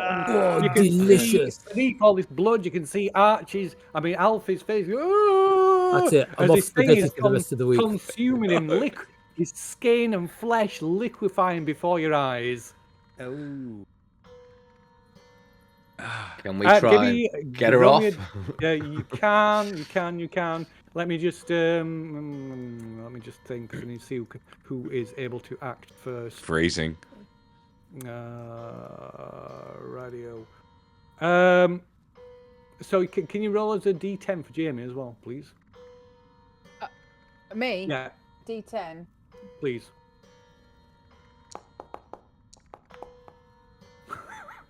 Okay. Don't laugh! Don't laugh when I roll something. That's not good. So Dwight, you've got the next Well, highest look at deck, that. so you've got the next highest deck, so you can act first if you wish. Oh, I'm more fat than strong, so I might. But yeah, she's might kind try of. and She's Baron her cut. out of the way. Okay, yeah. I will give you a bonus dice because she's otherwise occupied. Yeah. I think I'll go for the smother attack to sort of hold her up and then move her away. You're going to flump her. So fighting Yes. brawl, you can have a bonus dice. Okay.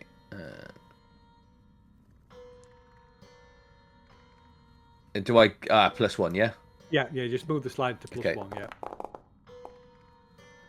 Okay, that's a fail. It's a fighting roll, so you can't push it, but you can spend luck on it. If you click on the little red spider, there'll be the buttons to spend luck. Use the look. Use the look. Wait, no, don't use the look because you're gonna like me. Wait. If So in you doubt, need to spend at least 22 luck. 22 luck. Look if at in that. doubt, plausible dynamic. So we haven't done it. We haven't done this session, but in Pulp, every session at the start of every session, you get a luck refresh. Which is again to fuel the pulpiness, to fuel the use of luck. What we do is we remember. Lose 22, gain 3 next round. Yes. Yeah. Well, it's diminishing returns. Yeah. Well, potentially you can get 2d10 look back potentially, and the lower your luck goes, the better chances you're getting look back. Okay, so yeah, you drag Jamie off. So as Dwight drags Jamie screaming away from Alfie in his baby suit, you can see she's sliced. She's sliced open. There's a big red gash where she's cut. Not necessarily exactly on where the fleshy Velcro bit was, but certainly down the torso. And so there's now this maybe those nodules of fat. Delicious and white lumps, delicious like nodules, and wet all and white, spilling yes. out from where she slides clumsily down the torso of this thing, revealing Alfie beneath, or at least part of Alfie. He's still got the baby head on. But yes, That's even worse. Sanity roll. But yeah, so you're breaking the ruining the seal, the front seal on the suit, and the suit goes, and the eyes just go wide. The suit that came from the suit. Yeah. Not from Alfie. No, from the suit. So it's like the suit could feel the pain. Oh, it's a Guyver, only more crap. I'm gonna try and. I need to try and calm Jamie down. Okay, you can just Okay, Partial suffocation is very helpful in these situations. It's Cthulhu in the era. You're going to give me the slap, aren't you? Back of the hand. It's the chivalrous way to do it. It is. I was actually thinking of my hypnotizing seems to do similar things to that. You could potentially temporarily hypnotize her if you can. If somebody can restrain her while. I'm going to suggest that someone holds her down while I try and spend a little bit of time hypnotizing her, trying to sort of bring her brain back the best I can. Yeah, so you could. It wouldn't cure the insanity, but you can make her calm her down. Yeah. Till it passes. Till this moment passes. Yeah. Is somebody going to do that? Well, you're going to. Well, go. Well, Alfie can't hold me down. He's otherwise engaged, so it's up to Randy and Williams. Williams is flat out on the floor. Yeah. He's crying into the sand at the minute. I'm coming around. I'm working out where I am and why I'm no longer in the caves. Well, I mean, if you're not acting in turn, then yeah, I'm gonna, as I mentioned before, try to calm Jamie down. Sadly, I've seen her like this before. What do you mean? Jamie, no, that's Alfie inside. You can't risk hurting Alfie inside. I'm trying to free him. And Alfie can get out on his own. Alfie, now's the chance. Prove to everybody that you can get out of that bloody thing. Well, now it's bloody. It previously wasn't bloody thing. I think the way I'd react would be to, as she's holding that knife, he's going to try and grab a hold of her wrist, to try and stop her and get the knife out of her hand. Okay. Okay. Wait, Jamie, that's my knife. I'd like you to return it now, please. So Preferably you'll be able, not in my chest. so you'll be able to do that with a bonus dice because Jamie's outnumbered. Because of course Dwight is also grabbing hold of her. Okay. So it'll she's be going to a be an fighting armed... brawl. Fighting to brawl. maneuver, Okay. Maneuver. Fighting brawl. Know exactly where that is. There it is. Just brawl. Okay. Oh, I didn't do the bonus dice. Damn it. Can I roll a d10 there? And You see what we can. get? I'll just roll a skill again either way. Oh dear. That would be a no, Phil. Yeah. So yeah, I'm not used to this thing. I guess it's a bit, the way it moves is not quite. You know, you went from normal human strength to baby strength. Yeah. So Exactly. you're all big fat baby fingers and thumbs. Yeah. Just And like I'll be you're shouting, slipping and grasping. Jamie, don't break it! Don't break it! So is anybody responding to Dwight's request to hold Jamie? Well, that was kind of. Well, I am going my to try to attempt calm her hold. down, but I'm always a little squeamish about hands-on, so I'm going to try to calm her down and like grab her, but it'll be kind of half-hearted. Like I'm not trying to tackle her. No. Plus, she's holding a knife. Restraining her. The knife bit is the bit you've really got to watch out for. So again, you can make a just a strength roll because you're just restraining her rather than whereas Alpha was trying to wrestle the knife from her. And you can't. Okay, so yeah, so yeah, you restrain Jamie as she raves, and so giving Dwight an opportunity to use his hypnotism skills. What could go wrong? What's that doing? We asked that question, but Yay! I've done something. Maybe. So hopefully I'll be speaking to her calmly and sort of hypnotise her to sort of just bring her back round to a little bit of normality. Calm down, woman. That kind of thing. You rolled so well, you probably hypnotized me at the same time. You got a twofer. Hopefully, because the party's falling apart. You've seen nothing. Who would have thought we'd spend the entire session in this cave? Inside a baby, yeah. Not you. Don't we word it better, please? So alleviate mental trauma. Hypnosis can be used to attempt to eliminate the effects of phobia. Yes. So you can use it to eliminate the effects of phobia and mania as well. For yes. But yeah, so that's why it's quiet for a while. I was reading exactly what it did. Yeah. Sorry.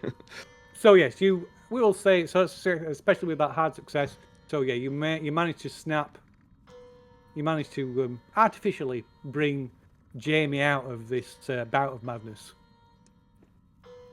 which is a very useful skill to have. Mm. So yeah, so Jamie, you finally come to your senses. You see, although you can still see that Alfie is wearing this this baby suit that you've sliced open. It isn't actually like trying to consume him. Is he still like bleeding in that though? No, there's no blood. All right. There's So like. is he just sitting? Is he sitting there now with it gaping open with it on his head? Yeah, so it's still got it on, but you've sliced it open down the chest. Okay. I mean, this whole scene is just like chaotically madness in itself. It's just like. I'm going to come out of this madness and be normal and then sit up and look and see Alfie sitting with this, like, head thing on with it. It's just... I'm talking myself into another bout of madness here, but it's just the whole thing is just chaotic. It's just... I like to call it Monday. It's like... it's like I come out of it and I'll say, what on earth is happening? What is Alfie doing in that monstrosity? Anybody? It's not a monstrosity. It's some kind of mechanism. I'm trying to figure out what it does. I'm going to kind of apologise because we didn't do a huge amount to stop him because I was too busy rolling around with the doctor. What? Why? I blush. I chose poorly again. Yeah, but to be quite honest, it's like it was quite funny listening to him like slowly and firmly slide into it. I mean, Right, people, we need to get a grip here. Where's Gunhilda, Randy? Did you leave her the inside of the cave? I mean, I was I mean, I think I would have brought her in to here, and laid her down, but as I heard this stuff, but that's up to you. Alfie, get out of that. You do not know what you're messing with. Get out. put it down. Stop playing with the alien organisms. I think it might make sense if we just move out of the cave now. Alfie, you're in great risk of becoming the last of a kind. Alf is definitely insane as well, which means isn't that he? Randall's going to He have to is, shoot you. yeah. But it's warm in here. Why does Phil keep laughing? Listen, I don't think he's given out so many insanities in one. Jamie, the fact that Alfie was brave enough to come out and say that he wanted to transition and change his skin and actually go through and do it is something that we should all applaud and appreciate. Randy, shut up and get him out of this. Randy's speaking in tongues again. I'm going to do my best to hypnotise him back out of the baby, which is something I never thought I'd ever be saying. Maybe you should hypnotise the baby to get him out of it. Maybe we should just rip the head off it. I would rather study the baby. Oh, I'm standing in the back whistling innocently, pretending that none of this is happening and waiting for the police to arrive. You know. I'm going to stand up and go to rip the baby's head off Alfie. Okay. We're ripping the baby's head off now, folks. No, I don't want you to. You need to. I think we need to calm down a little bit. Try and encourage him to come out under his own steam, and then we can probably look to leave this weird cave. Do you think that that's what the aliens used to travel in that spaceship whose parts we saw? I mean, maybe you're right. Maybe you're right, Randy. Maybe it is. We don't know what it is. Let's try and find out. Oh my goodness me, people! Let's just calm down. This is getting. Hey, Alfie, you had a turn in there. Can I have a turn in there too now, please? I turn around and glare at Randy. What are you doing? You're supposed to be a scientist, Jamie. Oh my god! I'm just going to go over and try and pull this head off him. I'm going to go and check on Groomhilda. I can't go with this group.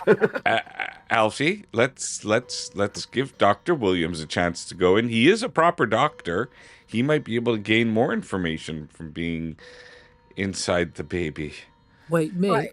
I'm not a doctor. I'm an archaeologist. Oh, Dwight, did you say you keep right? I will leave you to do your bit of thing with him. I'll do me finger magic. You do your voodoo thing. I'm going to get Gunhilda. Excuse me. This has gone far enough. We're not starting to finger people now. No fingering allowed. No fingering allowed. Like, you get him out of the suit. I'm going to get Gunhilda. And then we need to work out what we were here in Iceland to discover, because there's lots of strange things I've noticed in this cave. But this is what we came here to discover. The lights, the things. We have the objects. We have a crashed object with apparently... Okay, well, we can do it now the troll's dead, but we need to get Alfie out of the skin suit so we can actually do the job we came here to do. Well, I mean, given that we need to take the skin suit with us, wouldn't it be easier if it was walking on its own accord with Alfie inside it? Randy, I'm pushing him I'm pushing him towards Gunhilda now. Randy, you're not helping. Well, I told you, I've been trying to get him out. I've been trying to say give me a turn just to get him out. I'm trying to say give Dr. Williams a turn to get him out. And everybody just goes, no, don't do that. No, Dr. Williams, an archaeologist. What do you think he'd do? Dig him out the suit? No, but... okay, Alfie, don't listen to this. You see, just because it wasn't obvious to you doesn't mean that it wasn't a good idea. If we convince Alfie to give somebody else a chance, Alfie's got to come out of it first. The other person isn't actually going to go in. Alfie, ignore that. Do you understand what the plan was now? Just help me with Gunhilda. Dwight, can you get him out of this suit?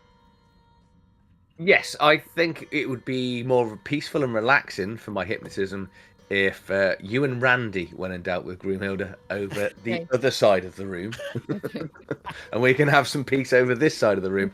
And I can Dr. focus on my Williams, skills. can you gather the evidence that we were sent here for while we're trying to do this? Oh, of course, madam. Of course I can. And put your trousers back on. Come on, Mandy.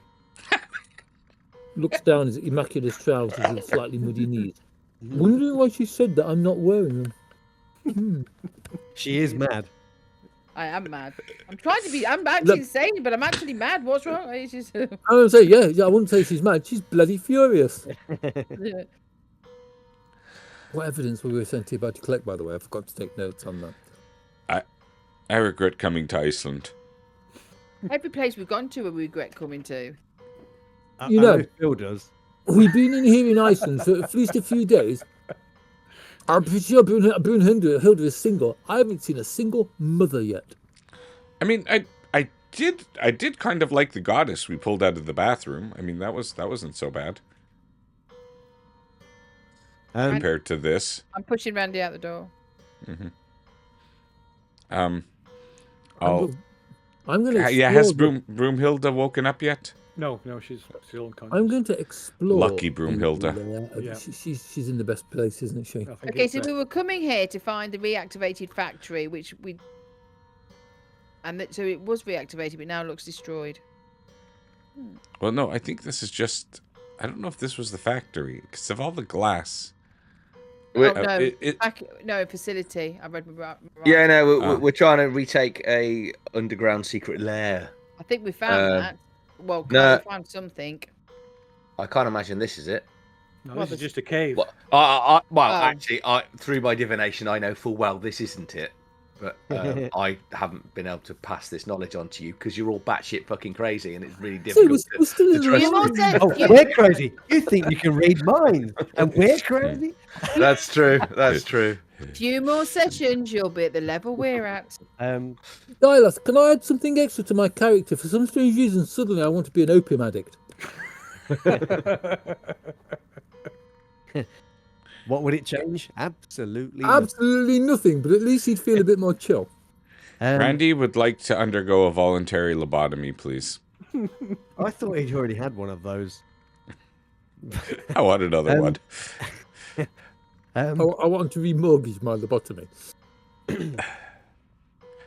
So as the others have wandered off, and it's just left with Dwight and Dr. William. I'm looking down at Dwight, and I'm saying, we got to figure this thing out. You get me, right? You understand. You understand, yes? Yeah.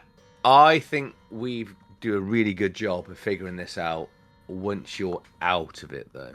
But how are we going to know what it can do? Take a step forward. I take a step forward. Take a step back. Take a step back. I'm going to get my thing that I use. What do I actually use? It's a shimmering piece of meteor out, and I'm going to get him to stare at it. The lobotomizer. In an attempt to hypnotize him when he's not aware that that's what I'm trying to do. While making it seem like I'm trying to get him to sort of check things out in the suit. Yeah, we're using checking out what the visual kind of things are of this thing. Yeah, right? I'm like watch this, and I'm like trailing my hand round as I'm trying to hypnotize him to maneuver him out. Go on then, make a hypnosis roll. Oh well, what is the before you do? What is the aim of your hypnosis roll? The fact that he's probably slightly mental for wanting to climb inside this not baby suit. So I kind of want him to bring his temporary sanity back, so he can realise just how mental it is that he's done. And I kind of want to bring it. And then I'm up for not destroying the suit, and I think we should probably study it, but in the daylight as well. To bring his temporary sanity back. You've played far too much Call of Cthulhu. Oh no! My hypnotism doesn't do it permanently. That's the problem. What I can do is I can put in sort of thoughts that allow you to think that you're sane for a while. If that makes sense, that is what I'm doing. I know I can't fix probably what's gone wrong with his head. Yeah, you can alleviate bouts of madness, which are just very short, temporary bursts of madness. Yeah. That's my plan. Okay, go ahead then. It's all good until you start rolling dice. Oh no! Perfect. Wow! Hero! Nice! So, Yes! Wow, fantastic. You won Call of Cthulhu. Yay! So the way that hypnosis works, we didn't use it properly last time, but we'll let that fly. And it's not going to make any difference this time with that amazing roll. So what you would do is you would make your hypnosis roll, which is opposed by the target's either power or psychology. That's only if he doesn't want to fix it, isn't it? Yeah. Well, I mean, but I suppose he can still roll a 1-2. There's not much in either of them. So, yeah, but with that roll, are you saying that I can't roll a 0-1, Phil? I'm saying you can try. Rolls. God, it would be really funny. So close. I'll spend luck. Okay, so so your mania subsides. It becomes you bury it slightly. It becomes underlying rather than active. Then I'm getting the fuck out of that suit. Yeah, so you suddenly the like revulsion returns. You're like, what the fuck? Yeah, I'm tearing the thing open if I can. You can. And getting out of it, stepping away from it, or looking at this thing wide-eyed. What the? Don't destroy it. It's the 30s. I don't say the word, but does it collapse or does it stay upright once no, he gets out? It just kind of flops to the floor and it's just laid on the floor. Like I say, it's like once somebody's out of it, it's kind of like a deflated. Well, it's empty. It's a skin suit and empty. There's no like there's no bones or any structure inside it. So it just like this, just like Mr. Blobby just flops to the floor without a person in it. Are you saying Mr. Blobby wasn't a real person? Without the person inside him. He was a regular person inside a baby suit. No, you're shattering my reality. All right. Now Alfie's feeling better. Let's try and maneuver Alfie. I think we'll bring the baby suit with us. And I think let's try and get into some daylight because there's no other exits out of this. Well, now we're aware it's a cave. Okay. No, I'll carry it. Okay, so it's I'll quite put it heavy. on. it's quite heavy and bulky. Yeah. So it's awkward. It is really awkward to carry. You can carry it, but it's really awkward. It's like carrying You literally do you know what? carry it Do you know what? You're carrying a person. I think there's too much temptation. We'll leave it be. Yeah, I'm at this moment stepping back away from it, and I'm just saying, leave that horrible thing here. Leave it. Just leave it. Yeah. I am more than aware of my capabilities, and your insanity might come back at any stage, and you might want to get back in it. Exactly. So let's leave temptation in the cave and leave you out of the cave. So shall we say that you are all finally leaving the cave behind then? Yes. Oh, I don't know. Yes. Does Randy want to take the spaceship with him? Have we? There's so much evidence in this cave. Have we searched this cave thoroughly? Yes. So there's no passengers going down. No, there's no other exits. What about all the parchment? Oh, wait, they weren't here. No, were they? they were real. My maddening dream system. Somebody thought, wait, yeah, okay. It's like you saw them too. You saw them too. I did. So you you discard the suit and leave it laying on the floor with its eyes kind of rolling around, this look of desperation on its face. Honestly, don't you feel sorry for it? Very quickly away from that thing. So carrying Brunhilde's easy to keep unconscious Brunhilde body, you exit. You leave the cavern and make your way back up through the lava tunnel and finally back out onto the surface. Daylight! Again. Daylight! Nice. Daylight indeed. No, because it's never dark, is it? So, well, No, I think no, we're it's at 3 hours. It's yeah. So it's only so I would say it's probably almost or just after midday. Lunchtime. Yes. Ooh. Lunchtime. Good job we That bought all that. broke. Good job we Pat- bought the food out of the car with us, isn't it? Yes, we brought the packed Right. lunches. We did. How's Gunhilda? So she's still unconscious. You can probably bring her round with her. Either let her come round of her own cause, or you could use first aid to bring her round. You're saying she didn't wake up with all the shouting in the cave? No, she's not. I'll use first aid, but only like a smelling salt. Thank God for that. Okay. We could put her in that suit. And, I thought that, but didn't say it because I thought people would frown on it. Okay. So so are you doing this just outside, or are you moving or what? Yeah, I'm gonna. As soon as we see the daylight, I'm gonna lay it down and quickly go in my bag, get some smelling salt. Just like try Okay. and bring her around because we can't carry her.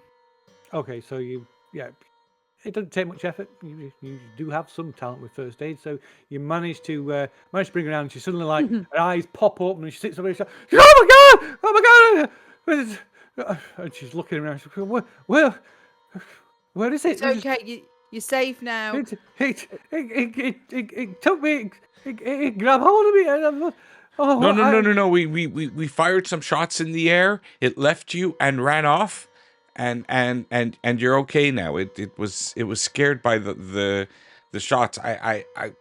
We don't know where it went. It's long gone. I always.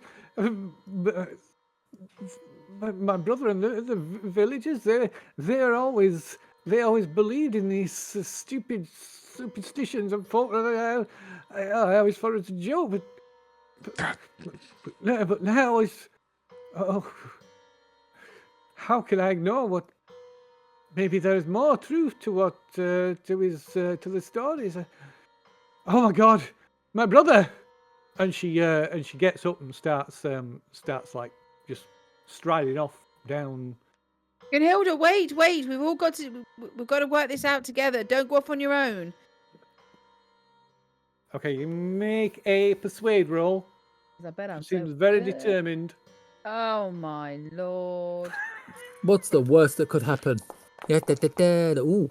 Yeah, she's ignoring me. I'm going to ask her to wait to. We could always blow her knees out. Let's. When When you got you are most sensible when you have your trousers on, Dr. Williams. I can chase after her, actually. Yeah, I can't. I don't do running. Yeah, Right, she yeah. ignores me. Yeah, I'm going to try my best to calm her down and try not to run after her too far because I'm not athletic in any way. I'm a little bit rotund. So, if you huff and puff a lot, she might feel sorry for you because you're so. Actually, I won her over when we first got to base camp, didn't we? So The problem hopefully- is what happens if he falls over and rolls the rest of the way down? I'm going to take out the whole of the island. Oh my God. Right. Earthquake. Give us a persuade roll then. Why do I always worry, like, trying to not work out where the skills are, completely forgetting they're in alphabetical order?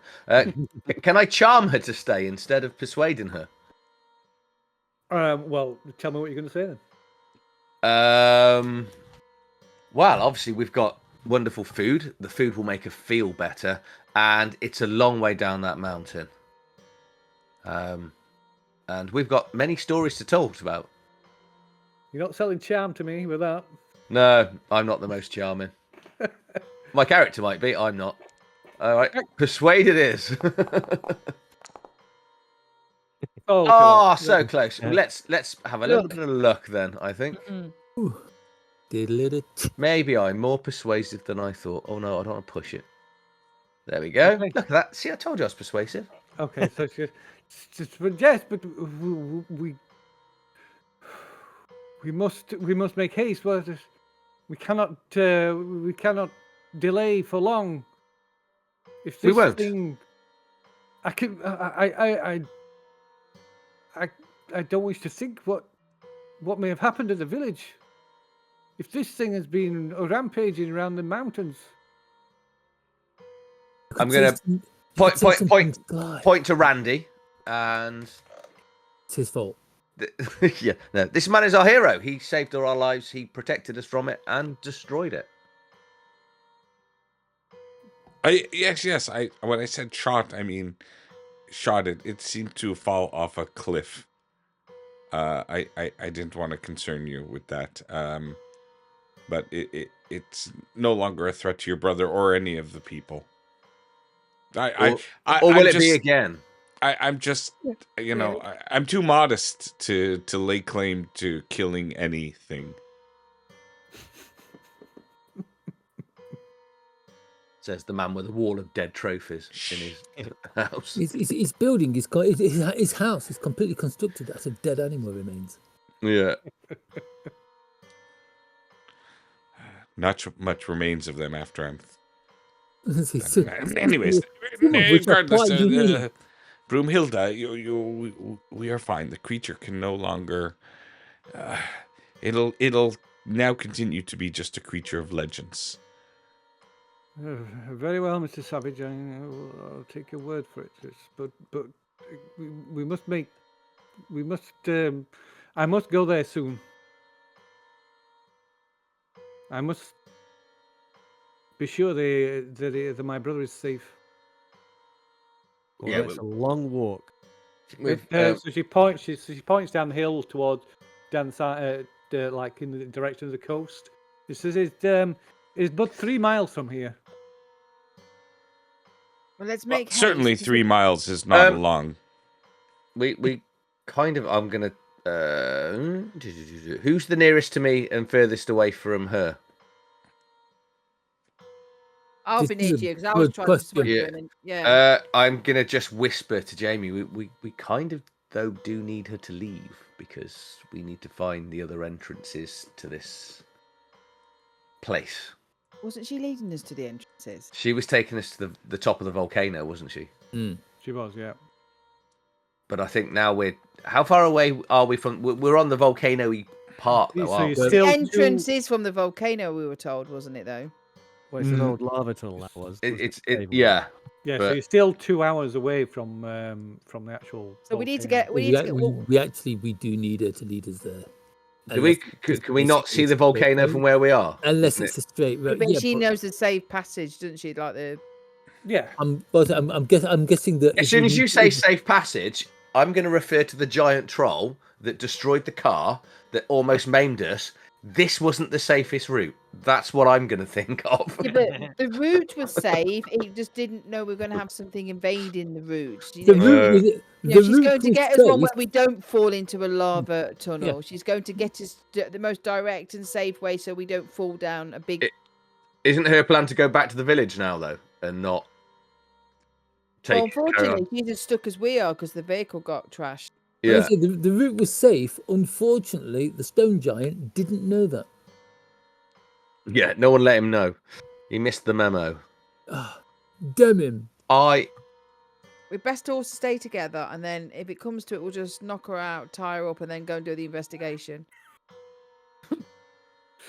See, now that kind and compassionate. That is the Jamie reasoning that we have come to expect in this game. I think we should let her leave. We'll fill her with food and then she can leave. I think. No, we can go 3 miles. Maybe if we let her go and tell her to go back while we finish it, she'll bring a car back for us. We could go with her the 3 miles and get a car from there. At the top of the volcano? It's not a car park. It's a fishing village on the coast. Oh, all right, I take it back. I thought we were going to the top of the volcano. Go get a boat. Yeah, that's okay. That's having a brain fart. Is she not taking us to the top of the volcano? She was taking you to the volcano. Yes, we know where the volcano is. We can see the fishing village where the brother lives is 3 miles away on the coast. Yeah, Alright. But she was your guide, taking on your supposedly taking you on the fastest and safest route to the volcano. Okay, so she's okay. We all got very mixed up there, didn't we? So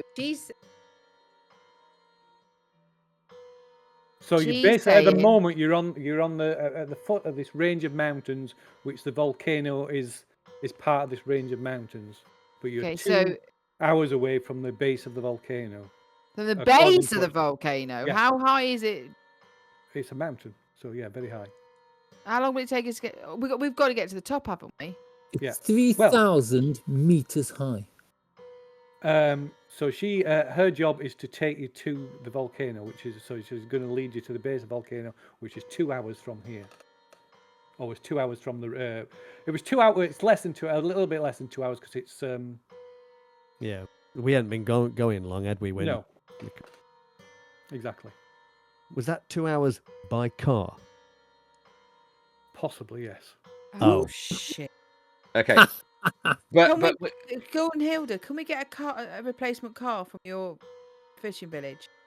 I remember the place we started off from, the Cordicus camp. There was only one vehicle there, and that was the truck. Yes, yeah, and we're going to go to a fishing village, and we're going to go, can we borrow a new car, please? They'll say, didn't you have one before? Yes, what happened to that? So they wouldn't know we had one maybe, before. maybe Well, if they we're know that really, she owns really- a car, possibly. Yeah, but we might be lucky. For all we know, the volcano might be on the coast, and they'll let I us think borrow we're a boat. overthinking it. What does Gunhilda say? Do they have cars at the fishing village, and will they lend it us? She tells you that her brother has a truck. And do you think he will lend it us to get to the volcano? If all is well, I'm sure I can. Between. We did save his sister. Gunhilda, if we go to your fishing village and get a car, how long from the fishing village to the volcano is it? The difference is little. Little difference is, like I say, it's only 3 miles from here to the village, so it's only. It take us half an hour at most from here to the village and back. I think we should go with her to the village, borrow the car, pay. I can't. For it, pay. I can't take you to the mountain until I am sure my brother is safe. That's understandable. Can't or won't. It won't if you like. She won't. She Mr. has. Williams. That's fine. Look, I think the best course of action to this kerfuffle that's happened is that we change course just for an hour, to go to the village to check her family, and then she'll feel better, and we can get a car, borrow the car, and we can just go to the volcano, do our bits, and then come back. And in that time, we can assess then about getting ourselves and Gunhilda. Gunhilda can stay if she gives us a right directions. We can get to the volcano, and she can stay with her brother. I can't. You are under no obligation to come with me, of course, but you must understand. I cannot continue until I've We need you. confirmed my brother is all right. We need you, or we need your brothers at least. But I won't say that. That sounds So we terrible. need your brother's truck. I won't say that. I guess we're yomping down to the village then. So if Just you to get do the not wish car. to come, I can tell you which way to go, but I cannot promise. But you how long will it take us walking? About half an hour for 3 miles. No, Several to the hours. volcano. Ah, A few 2 days. hours, Oh. 3-4 hours. But I cannot guarantee that you will find your way easily. I can give you directions. I can show you on the maps, but the way can be treacherous, and it is easy to get turned around if you do not know the area. But the choice I is know. yours. No, we can't But risk that. I cannot fulfill my commitment to you until I'm sure my brother is safe. I rest my hand on her shoulder and go, no, I think the best I mean, it's a win-win. Check your brother's okay. You feel better. We can borrow a car. We can get to the mountain and get this all sorted a lot quicker. It's the most logical way to do it. Well, I think it is. I mean, everybody else, what do you want to do? Do you want to go on foot with some directions? No, I think that's the best course of action. Oh, I agree. I blame the French. It's always better to have a vehicle at least to come back with as well, potentially. Hey, sacre bleu. But who says she's going to wait for us with the vehicle? How do you Aren't know you the bringer of bad news? How do you know that she's not going to take us there and then drive away? Okay, Mr. Williams, let's just walk. I'm sure if we ask Jamie nicely, she'll carry on with her tying her up and knocking her out idea that she had. I don't know why I say these things. And she'll still be there when we come back. Oh. Leave her. It may be less inclined to drive us back, but yeah. I don't know why I say these. No, we should head. Okay, fishing village it is. It's been a Well, while no. since I've been to. I don't think I've ever been to a fishing village. I'm kind of excited. Might There get is- some nice fish dinner, fish supper. It's bound to stink. It sounds like the sort of place that doesn't smell Bound to very nice. stink.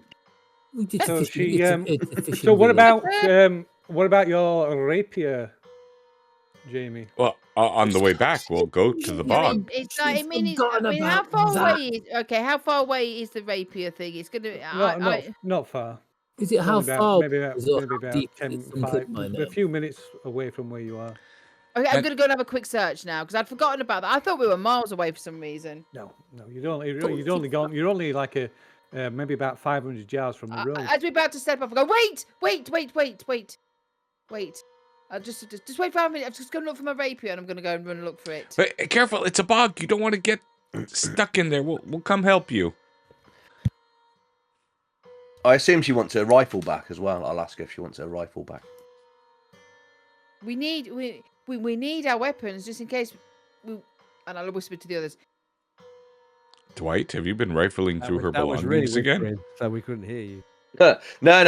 We took it from her destroyed vehicle, along with all the food when we met up with you. Oh, so you're asking Grunhilde if she wants a rifle Yes. back. Yeah.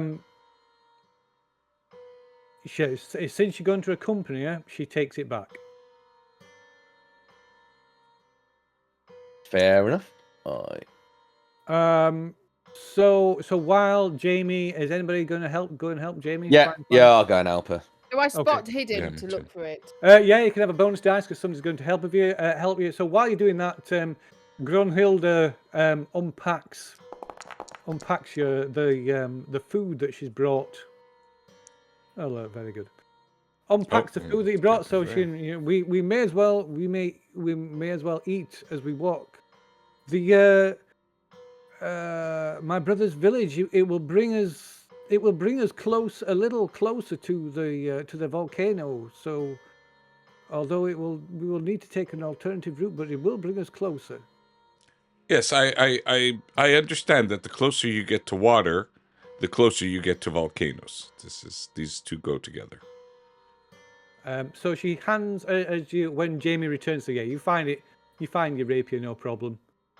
So when Jamie and Dwight return, she hands each of you this package of it's probably cold now, but still this nice smell of mutton coming from this package, and she sets off leading the way, unwrapping this brown paper package. Did you have this mutton on you all this time? No, it were in that kit bag. Somebody brought it along from. Okay. Car. We did. I'm gonna say no wonder the creature took her. Yeah, but okay. The woman smells of mutton. Yeah. Mutton lady. So she knows the way. So she sets off ahead of you, leading the way, unwrapping this package. You can see her like pulling a piece of meat from inside this package and munching away.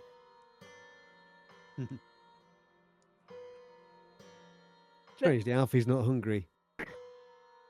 Aye.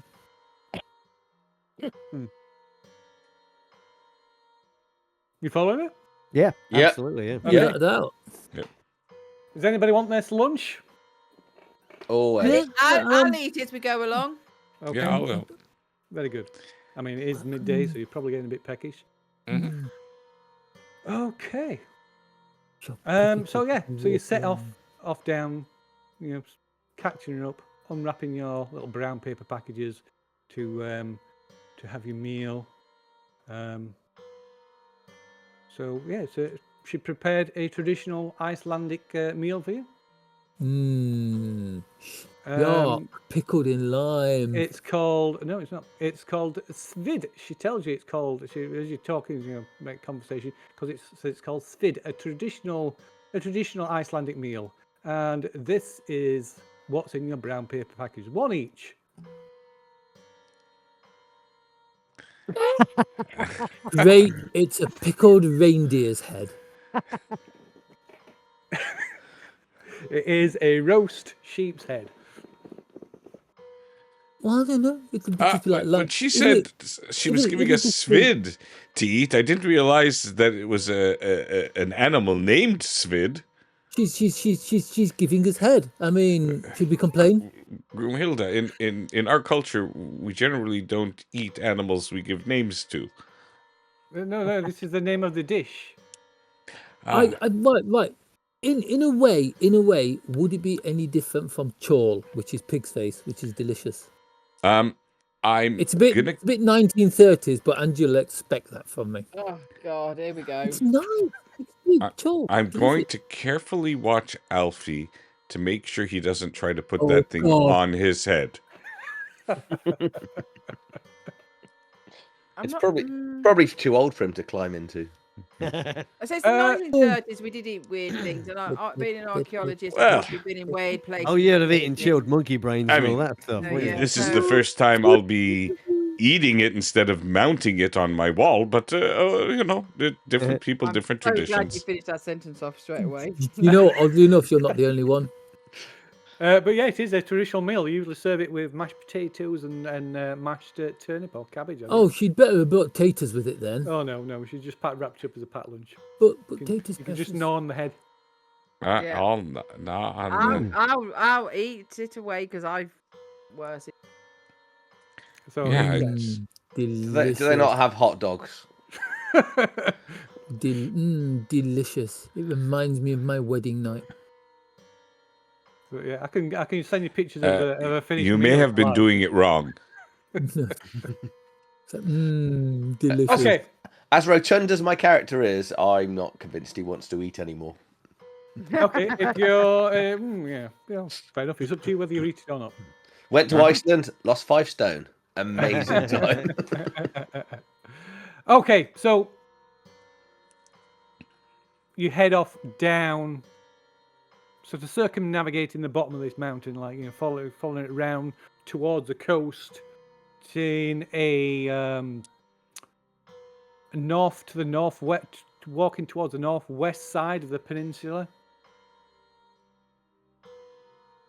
And Gunhilda, all the while, she keeps up a brutal pace.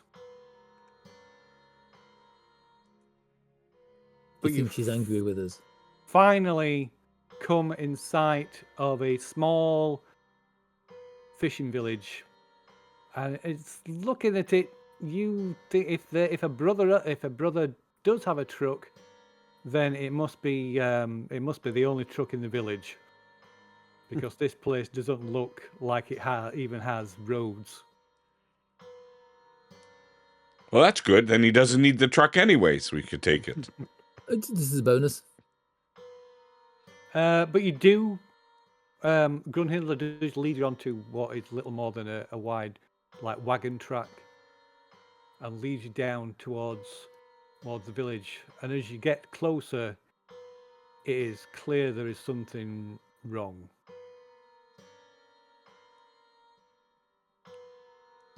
As in, been flattened, too quiet. Lots of big So- stony Giant footprints. Yeah. Looks beautiful to me. So as you draw closer, it becomes apparent that the village is deserted.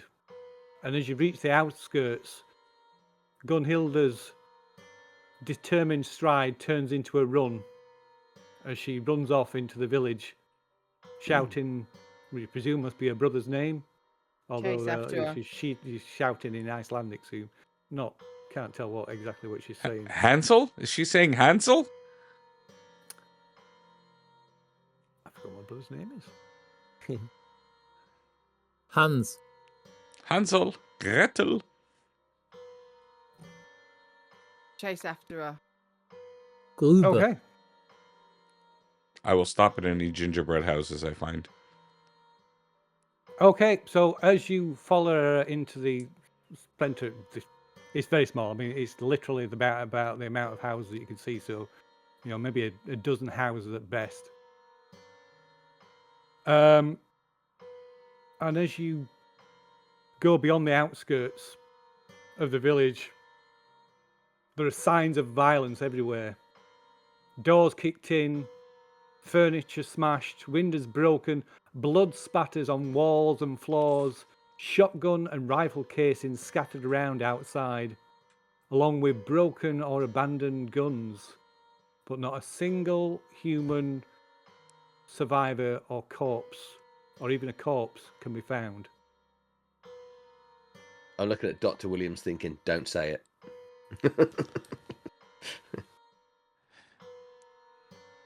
Did you say bloodstains? Was there any bloodstains? Yeah, blood everywhere. All houses. Any of the houses flattened, destroyed? Or is it just... So you can have a look at... You want to have a look at a bit of an explore, a look around them? Oh, I mean, yeah. this is- Well, yeah. obviously, I'll go with Gunhilda because I'll follow her to her brother's house because I suspect that's the first place she's going to go. What about everybody else? You all following her to her brother's house? Yeah, I think we've assessed. Well, I am. I'm going to go with her. Or should we split up and search? Yeah. What's his brother? I've got a brother's name here somewhere. I need to find it. Where is it in that one? There we go. Her brother's name is Runar. Runar Jensdottir. So she's running around going, Runar, where are you? And she gets to his house and the door has been just ripped off the hinges. There's blood splattered on the wall, and inside the house is just ransacked, turned upside down. And so she quickly goes from room to room and then dashes out the house, going from house to house. Has her brother's house still got its roof on?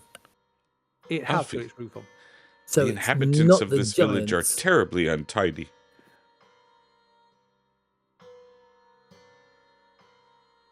My God, he's like walking around Wandsworth. So so she starts dashing off frantically around the village. Well, what are the rest of you doing? Okay, can we hear anything from So I around the think we- village? yeah, I'm guessing it's quite still and quiet. So aside from the sound of the wind blowing around the mountains, the sound of seagulls, and the sound of waves, there is, the place is silent. I'd like to approach this from a hunter's aspect. Does it look like there are a lot of tracks going in a specific direction that I could possibly follow? I'm not seeing bodies here, therefore they must have left. And if they must have left, perhaps there are tracks which will allow me to follow them. And I'll, Gunhilda, don't worry if they are around, if they have escaped this location, possibly to go to a safer location. We'll surely find them. Stop running around the place. You're messing with the tracks. I've got to be able to follow them, please. Okay, so what is everybody else doing? I'm going to search one of the nearby buildings. Okay. You say there's blood everywhere. Does it look fresh? Is it congealed or is it still kind of? It is start to congeal. So if you give me a first aid roll or a hard education roll or a medicine roll, I will give you some idea of First aid roll. I'll give a the roll. yeah. Go. Oh, that's a lot of luck to spend. Only a little. Only a little. You can push it, of course. There's always a push. I'm just trying to figure out how I'd push it. Stick my finger in and take a taste. You push it real good. Hmm. Why don't you climb into it? I was avoiding that. But...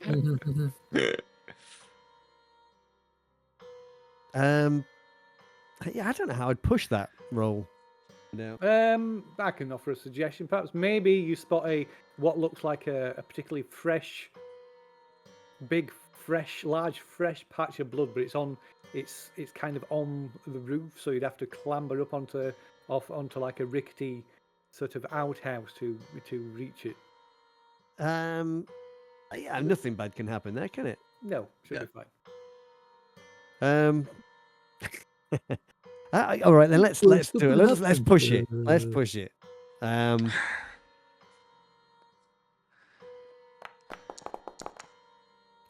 So close. Troublemaker. Okay, so yeah, you start climbing up onto this outhouse, but it failed to notice that it must have been damaged during whatever happened here, and it collapses beneath you, and you fall from the roof and land badly amongst the wreckage. You take a point of damage.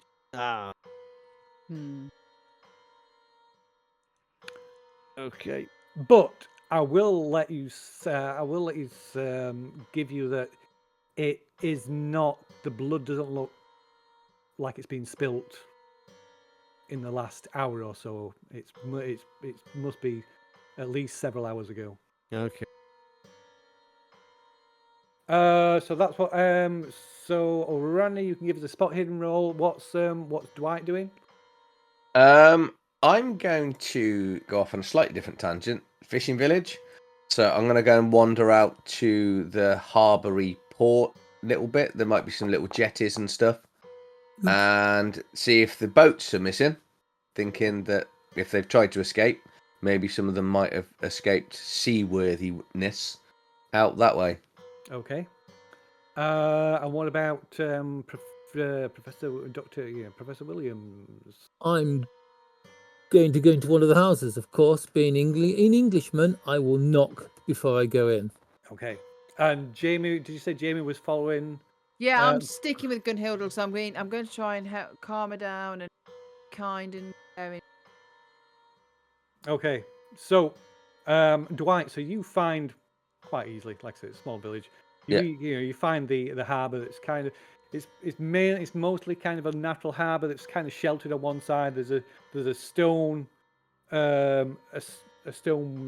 water wave break that's been built out to protect the boats. But all the boats are pulled up and tied up as if they're still how they were being left the day before. And you can give me an idea roll. I was going to check them as well. Like, is there tarpaulins on the boats? Yeah. So they've not. Yeah. So these are all stored as if they've been, as they would have been the previous day. Yeah. Okay. Cool. Give me what roll? Sorry. An idea roll, intelligence. I can't possibly fail that. We'll see. Dangerous words. Okay. So you maybe not massively knowledgeable about the profession, fishing profession, but do you think it's safe to assume that fishermen generally set out in the early hours of the morning?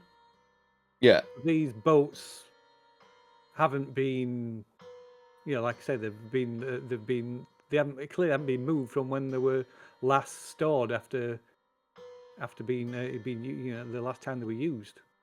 So the assumption is the attack happened afternoon, early evening, or at night. Then yeah. So Jamie, you follow Gunhilda into.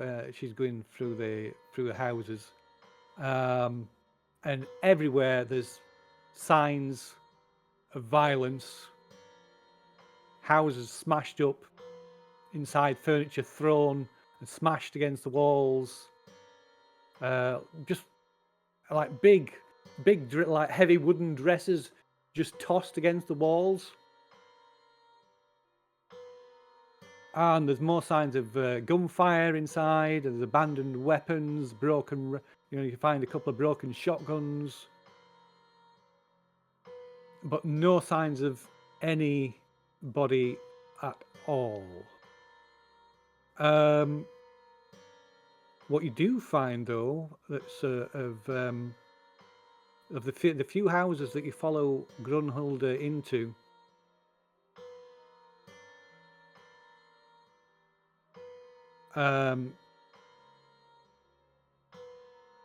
Most of the beds are disturbed, as in they've not been made.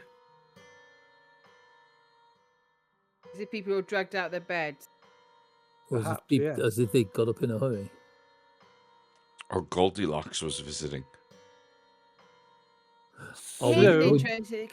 We're running around, right? So there's blood everywhere. Mm-hmm. So there's like, I don't know. So saying, in how many, like, so the village probably had like about 50 people living in Brox.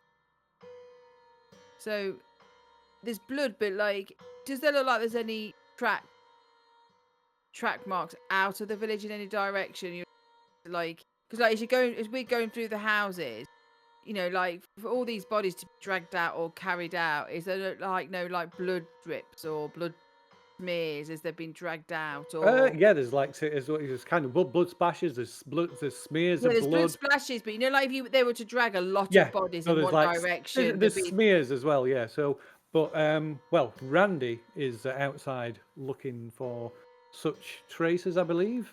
yeah, cool. And you made a spot hidden roll. Yeah, perfect, brilliant. I may want to push that. So no, no, maybe not. It's okay. So, Randall. So there are footprints everywhere. There's signs of like regular traffic back and forth all across the like village, from several days worth, which you're easily able to distinguish from the more recent traffic. And amongst the footprints, regular footprints, there are these strange bare footprints tracked through mud and blood, and they look like human footprints, but they're at least 20 inches long. You know what they say about men with big feet? Not like the big creature that we. Not as big as that. No, the feet on him were huge. They were like several feet long. Yeah, but you said that it was 22 feet long. What did you say for these ones? 20 inches. 20 inches. Okay. And it was a troll's feet. You just said were like. Yeah, that giants were massive. Yeah, they were like a few feet long. Did it resemble the baby's feet? Because I imagine if you're putting on a skin, you would have bigger feet. Bigger than that. Bigger than that, and the feet of that thing were kind of more like distorted and splayed out.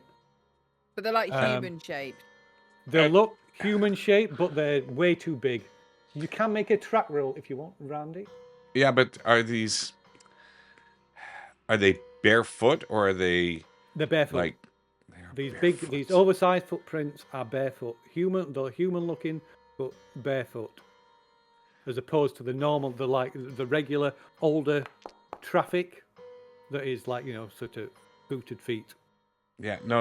I'm as I'm looking around to try to find it. I don't feel I'm going in the right direction. I'm going to, and you know what it looks like. It's they maybe go off towards that cliff, like right over where the water is, and so I'm gonna have to get a little bit too close to that in order to try to see if I can, get like just look down from where they went to see if I can catch it on the way up again. Okay. And I regret I regret this even as I'm talking about this. Oh. Okay. Okay, so yeah, you follow like a possible follow some tracks that lead you close to the really up to the edge of the cliff. You're trying to get an angle on where they might have gone when your foot slips from underneath you on a loose rock and you tumble over the edge. And give me a luck roll. Oh no. Dr. Williams. Dr. Yes. Williams. So you're searching around, you've checked a few houses, and towards one to the like northern edge of the village, Yeah. you come across one of the smaller houses that is completely collapsed. Yeah. And as you draw closer, you can hear scratching noises coming from beneath a pile of rubble and timber.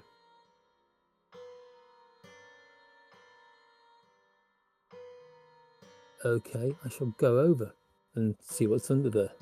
Okay. So what's Alfie doing as he picks himself up from the wreckage of this collapsed outhouse? Dusting himself down, I guess. Looking around for any of his companions. Are any of them nearby? You can probably, I mean, they're not within a few feet of you, but you can probably catch sight of pretty much everybody. Apart from Randall. All right. This couldn't have happened too long ago. I'll look around, see if I can spot Randall at all. We'll give us a spot hidden roll, I guess, then. I don't recommend pushing it. Okay. Okay, so maybe you just catch sight of him as he's walking out the northwestern edge of the village along the like a rocky cliff on the coastline. Okay. Kind of you lose sight of him. He walks around. You just like you lose line of sight of him. What is Dwight doing? So was I right in my conclusion then of what I thought? Well, you can or not. Okay. That is your conclusion. I'm not going to dissuade you from it. I guess I will run as well as I can back towards the village. Okay. So, towards me, I guess. Yeah. Find the others. Yeah, so you probably find Alfie in the middle, around about the middle of the village. Do you look panicked or anything? Are you running for a particular reason? Does it look like No, just speeding time up, if that makes sense. Okay. So, yeah. No, I'd be wailing my arms in the air if I was in a panic. With my trousers on my head, that seems to be what the party does. Yeah, that's pretty much the best way of doing it. Yeah. Yeah, I will just let Alfie know then that all the boats are there, which means my conclusion is that obviously no one's fled the village, and the attack probably came at night. Because they would have left early in the mornings. Yeah, this blood is only a few hours old. So that would make sense, I guess, if it was in the middle of the night before the early hours. But if everyone's gone, though, wouldn't that mean lots of people attacking the village all at once? Or Which is one quite with the worrying. power of hypnosis. Or one of those things from the cave. I mean, how many? I mean, that was big. It could have carried a few people, right? A few bodies, I guess. Yeah. Not an entire village. No. Maybe Jamie was right. Maybe there is more of them. There's got to be, hasn't there? What? How many houses are here? 12? 20? So there's probably 40, 50 people. Mothers, children, fishermen. Yeah, so there's probably elderly. Probably a couple of generations live in each house. Yeah. So at least 50 people would have lived here. Because they said that people were going missing, but this is obviously the first time a whole village would have gone in one go, wouldn't it? Because that would have been mentioned to us before. So I imagine at this point, Grunhilde and Jamie emerge from one of the houses in the just nearby. As I come out, I'll say, "There's nobody here. It looks like they were dragged from the bed." Yeah, yeah. Well, no one's left in the boats, the fishing boats either. So that means They were attacked at night. yeah, by multiple people. It's got to be if they're all That's taken a at lot once. of people to go in one direction. So there must be tracks somewhere. Yeah. Randy, where's Randy? Randy would be good for tracking. He went Oh, he would. over there. I saw him heading along towards the cliff top there. Well, let's head that way and get him because maybe he's following a track. What we want. Or worse. Yeah. I think it's time to get our weapons out just in case and run for Randy. I think. So Grunhilde nods and she unshoulders the rifle, checks the chamber and ejects an empty shell and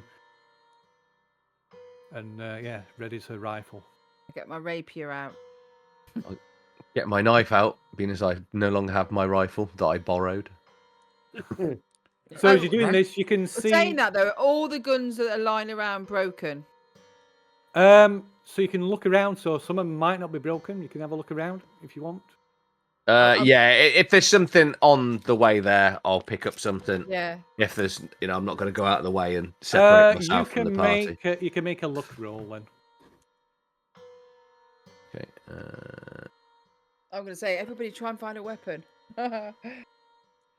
Run for Randy just makes it sound like a fundraiser. There it is. I was trying to find luck. How long does it go for president? So as Dwight is looking around, trying to scavenge a weapon, and the rest of you are preparing to set off or go and look for Randy. You can see that that Dr. Williams is walking towards a small house on the edge that's almost completely collapsed. Is it the same kind of direction where Randy was, or is it completely the opposite? No, it's kind of on the northern edge of the village. Alfie said that Randy were on the kind of northwest corner towards following the cliff line. So we do that kind of thing. We might be able to get to both of them. Yeah. Or split. I'll go. Two of us get Randy. Two of us get William. Every time I go to the doctor, it goes wrong. So. So Okay, Dwight. You go find Randy, I'll go after Williams. So Dwight's occupied looking for the gun at the moment. Right. Yeah. Okay, Alfie, come with me. Alfie, you go towards Randy. I'll go to William. Gunhilda, where are you going? She'll probably go do the track. She. Yeah. So she says she'll go and look for. So she'll go and for. You stay here. I'll go look for Mr. Savage. Okay. Go, Dr. William. What's making this noise under this wood pile? Okay, so Dr. Williams, so you approach this this scratching noise that's coming from beneath this pile of timber and rubble. Yeah. And as you get close, you see the some of the rubble shifts slightly, and you catch, although you can't see what, you can't see who or what is moving. You do catch there's something moving beneath this rubble. Something or someone is trapped beneath it. Oh, nice find. Hello. Is there anyone under there? Because as you know, I speak English, the universal language. I'm gonna cautiously try to move some of this rubble to see if I can see what's under there. Okay, so I'm prepared to leap back when it turns out to be a goblin or something. So or a small child. So as where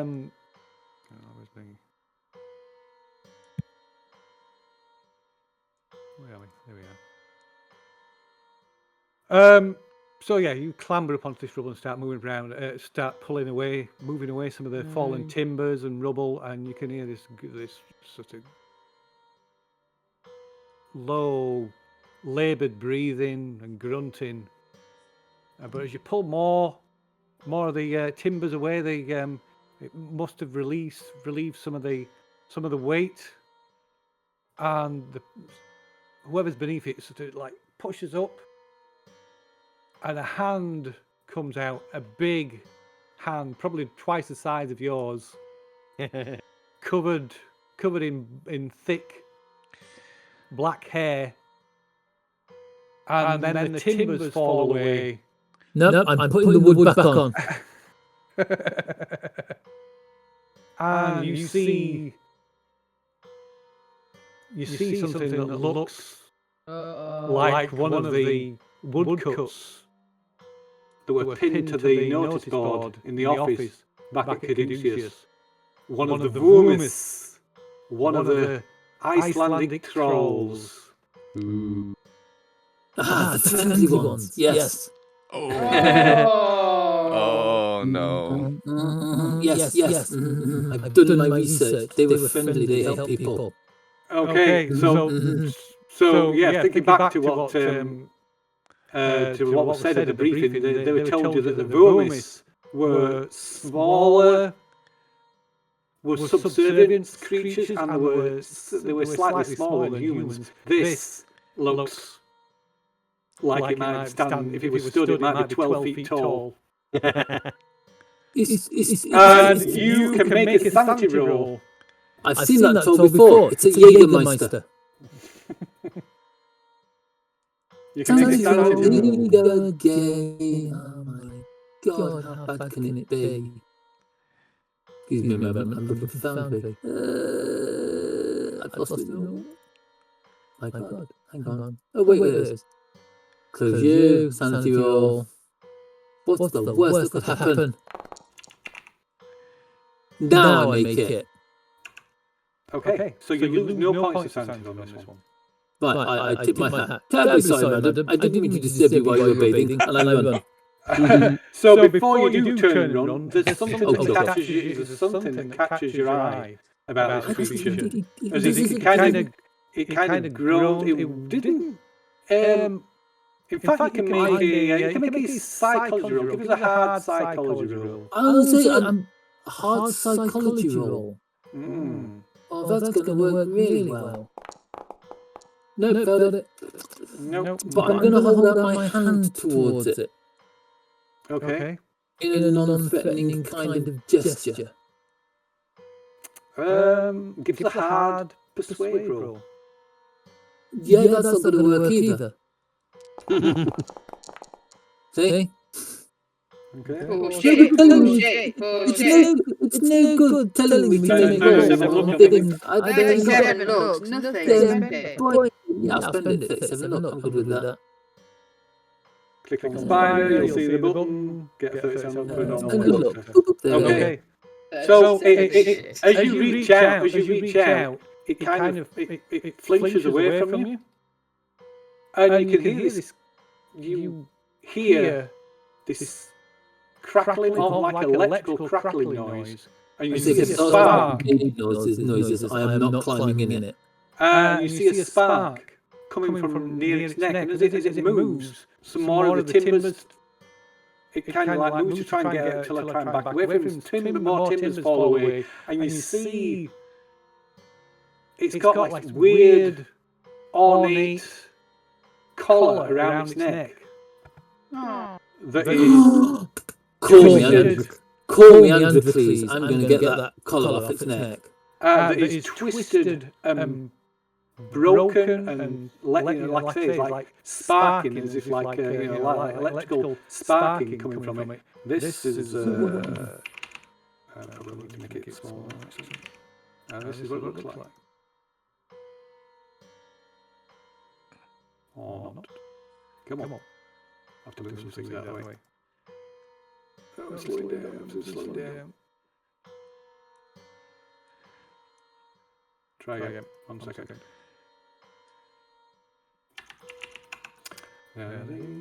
In my mind, it looks like a talk. Well, that's posh. Oh, you can't just talk. Technology, isn't it? Wow. Is there any way? And as it starts, it's suddenly like, ah! And it's like puts its hands in, trying to pull this collar from its neck. And you can see like electricity just arcs across this collar. Wow, is there any way we can get it off without removing his head? So maybe as some of you are approaching Dr. Williams, you hear this animal-like screaming. Oh no, what if Randy sees it? So Randy! Oh God! You find yourself kind of clinging to the side of this cliff. You've slipped and fallen over the edge. Maybe slipped about 10-15 feet. There's maybe another 60-foot drop to like jagged rocks below where the waves are crashing against the foot of the cliff. Yeah. You've just taken just a single point of damage, like scraped yourself, you slipped, and then Grunhilde's friendly face appears at the above you. Says, Mr. Savage, what do you do? We have no time for hanging around. Yeah, thank you. Savage, are you enjoying your trip? I was trying to follow the tracks. They seem to have eluded me. Logically, there's only several directions they could have went. They didn't go this way through the water. That I could tell you for sure. And I'll cautiously wait for her to yank me up by the scruff of my neck. Okay, so she disappears briefly and then comes back with a coil of rope, which she dangles down and braces her foot against the edge while you climb back up. Yes, you were right. The tracks they lead to the volcano. Well, I must find my brother is not here. I must find Runesbard is not. We cannot waste. And then you hear this like animalistic scream coming from back towards the village. And I suppose it being close to midnight or past midnight, we will have to leave it there. Oh. All right. Thank you so much. Well, I want him to be nice. Yeah. He will be. He will. Why do you think I'm approaching him in this like very, very sensitive? It's okay. I'm not going to blow your brains that kind of way. Aww. It's like I'm just thinking he may actually if we can make friends with this guy and we've got him with us, if we get attacked by those big rock guys, he might actually delay long enough that we can run away. Oh, bless. Well, that was brilliant and very nice. That was really disturbing, especially in the bed. Yeah, it was. Aidy's probably rethinking his life choices right now. There was a lot of climbing into babies tonight. I don't know why, but I feel like I need an adult. Dental supervision. I did forget to do some quick shout outs, so don't forget to follow Brotherhood of the Dice and Dungeons and Dyslexia. Me, yeah. For AD there. So please make sure you do follow them. We need to add you onto our socials. Friends. Yeah, I'll get that updated, but alright, make sure we'll add you on that so we can be on that list. Don't forget to tell them IMT just in case you don't, you know. Oh yeah. Shout out for love maps again, although we haven't got to actually the bits where we're using but love maps. We haven't got to the bits that we keep trying to get to. So yeah, we may have got sidetracked in the cave. I don't think we were sidetracked. We went into a cave, Maybe not. And then he put all this weird stuff inside. We're all going to ignore it. I mean, No. you know. Some of us definitely didn't ignore it. If there's a button, you've got to press it, or it wouldn't be in the adventure. That's the thing. I mean, I'm the only thing you could do to make that worse is if you've got a button, put a sign across the top that says "Do not press this button." Yeah. I'd still. Anyway, thank you everybody. Don't forget to join the Discord. Don't forget to do any of the social follows, like that. Don't forget to if somebody put the dyslexic D&D. Dyslexic D&D. I mean, there we go. Into the chat. But we'll make sure we give that we'll give that a follow. But I don't think we are on tomorrow because we've got to play a drop. But there might be something that we can do sort out in the day for that. So bear with us if you want to know any more information. Go to and we will see you next week for more baby suits. Yeah, I'm not sure because I might have just tipped over the planning to get into the mansion. I think it might have tipped that. Yeah. No, because there was no gate, so. Yeah, I think the baby suit will be one of those ones that we won't forget in a hurry. Yeah. But thank you everybody. Have a good evening. I don't know if we're doing a raid. Yeah, we will. Well, everybody stick around because it looks like the boys are playing Traveler, so that's a nice treat. So we're gonna queue that up. It looks like they haven't been playing for that long. There's good amount of play left in them, and well, and see you next time. Thank you guys. Thank you, Dial. It was fun tonight. Yeah, thank you. Right, thank you very much. I'll speak to you next week. Have a good one. Bye. We gotta wait because it's counting down, and I think there's a button you can press that goes quick. Really, every time I do that, it resets it. But we'll try it. Maybe we'll see. I don't know the back. There we go. Hooray! You did it. Okay, thank you so much. Yay, we're done. All right, stop streaming.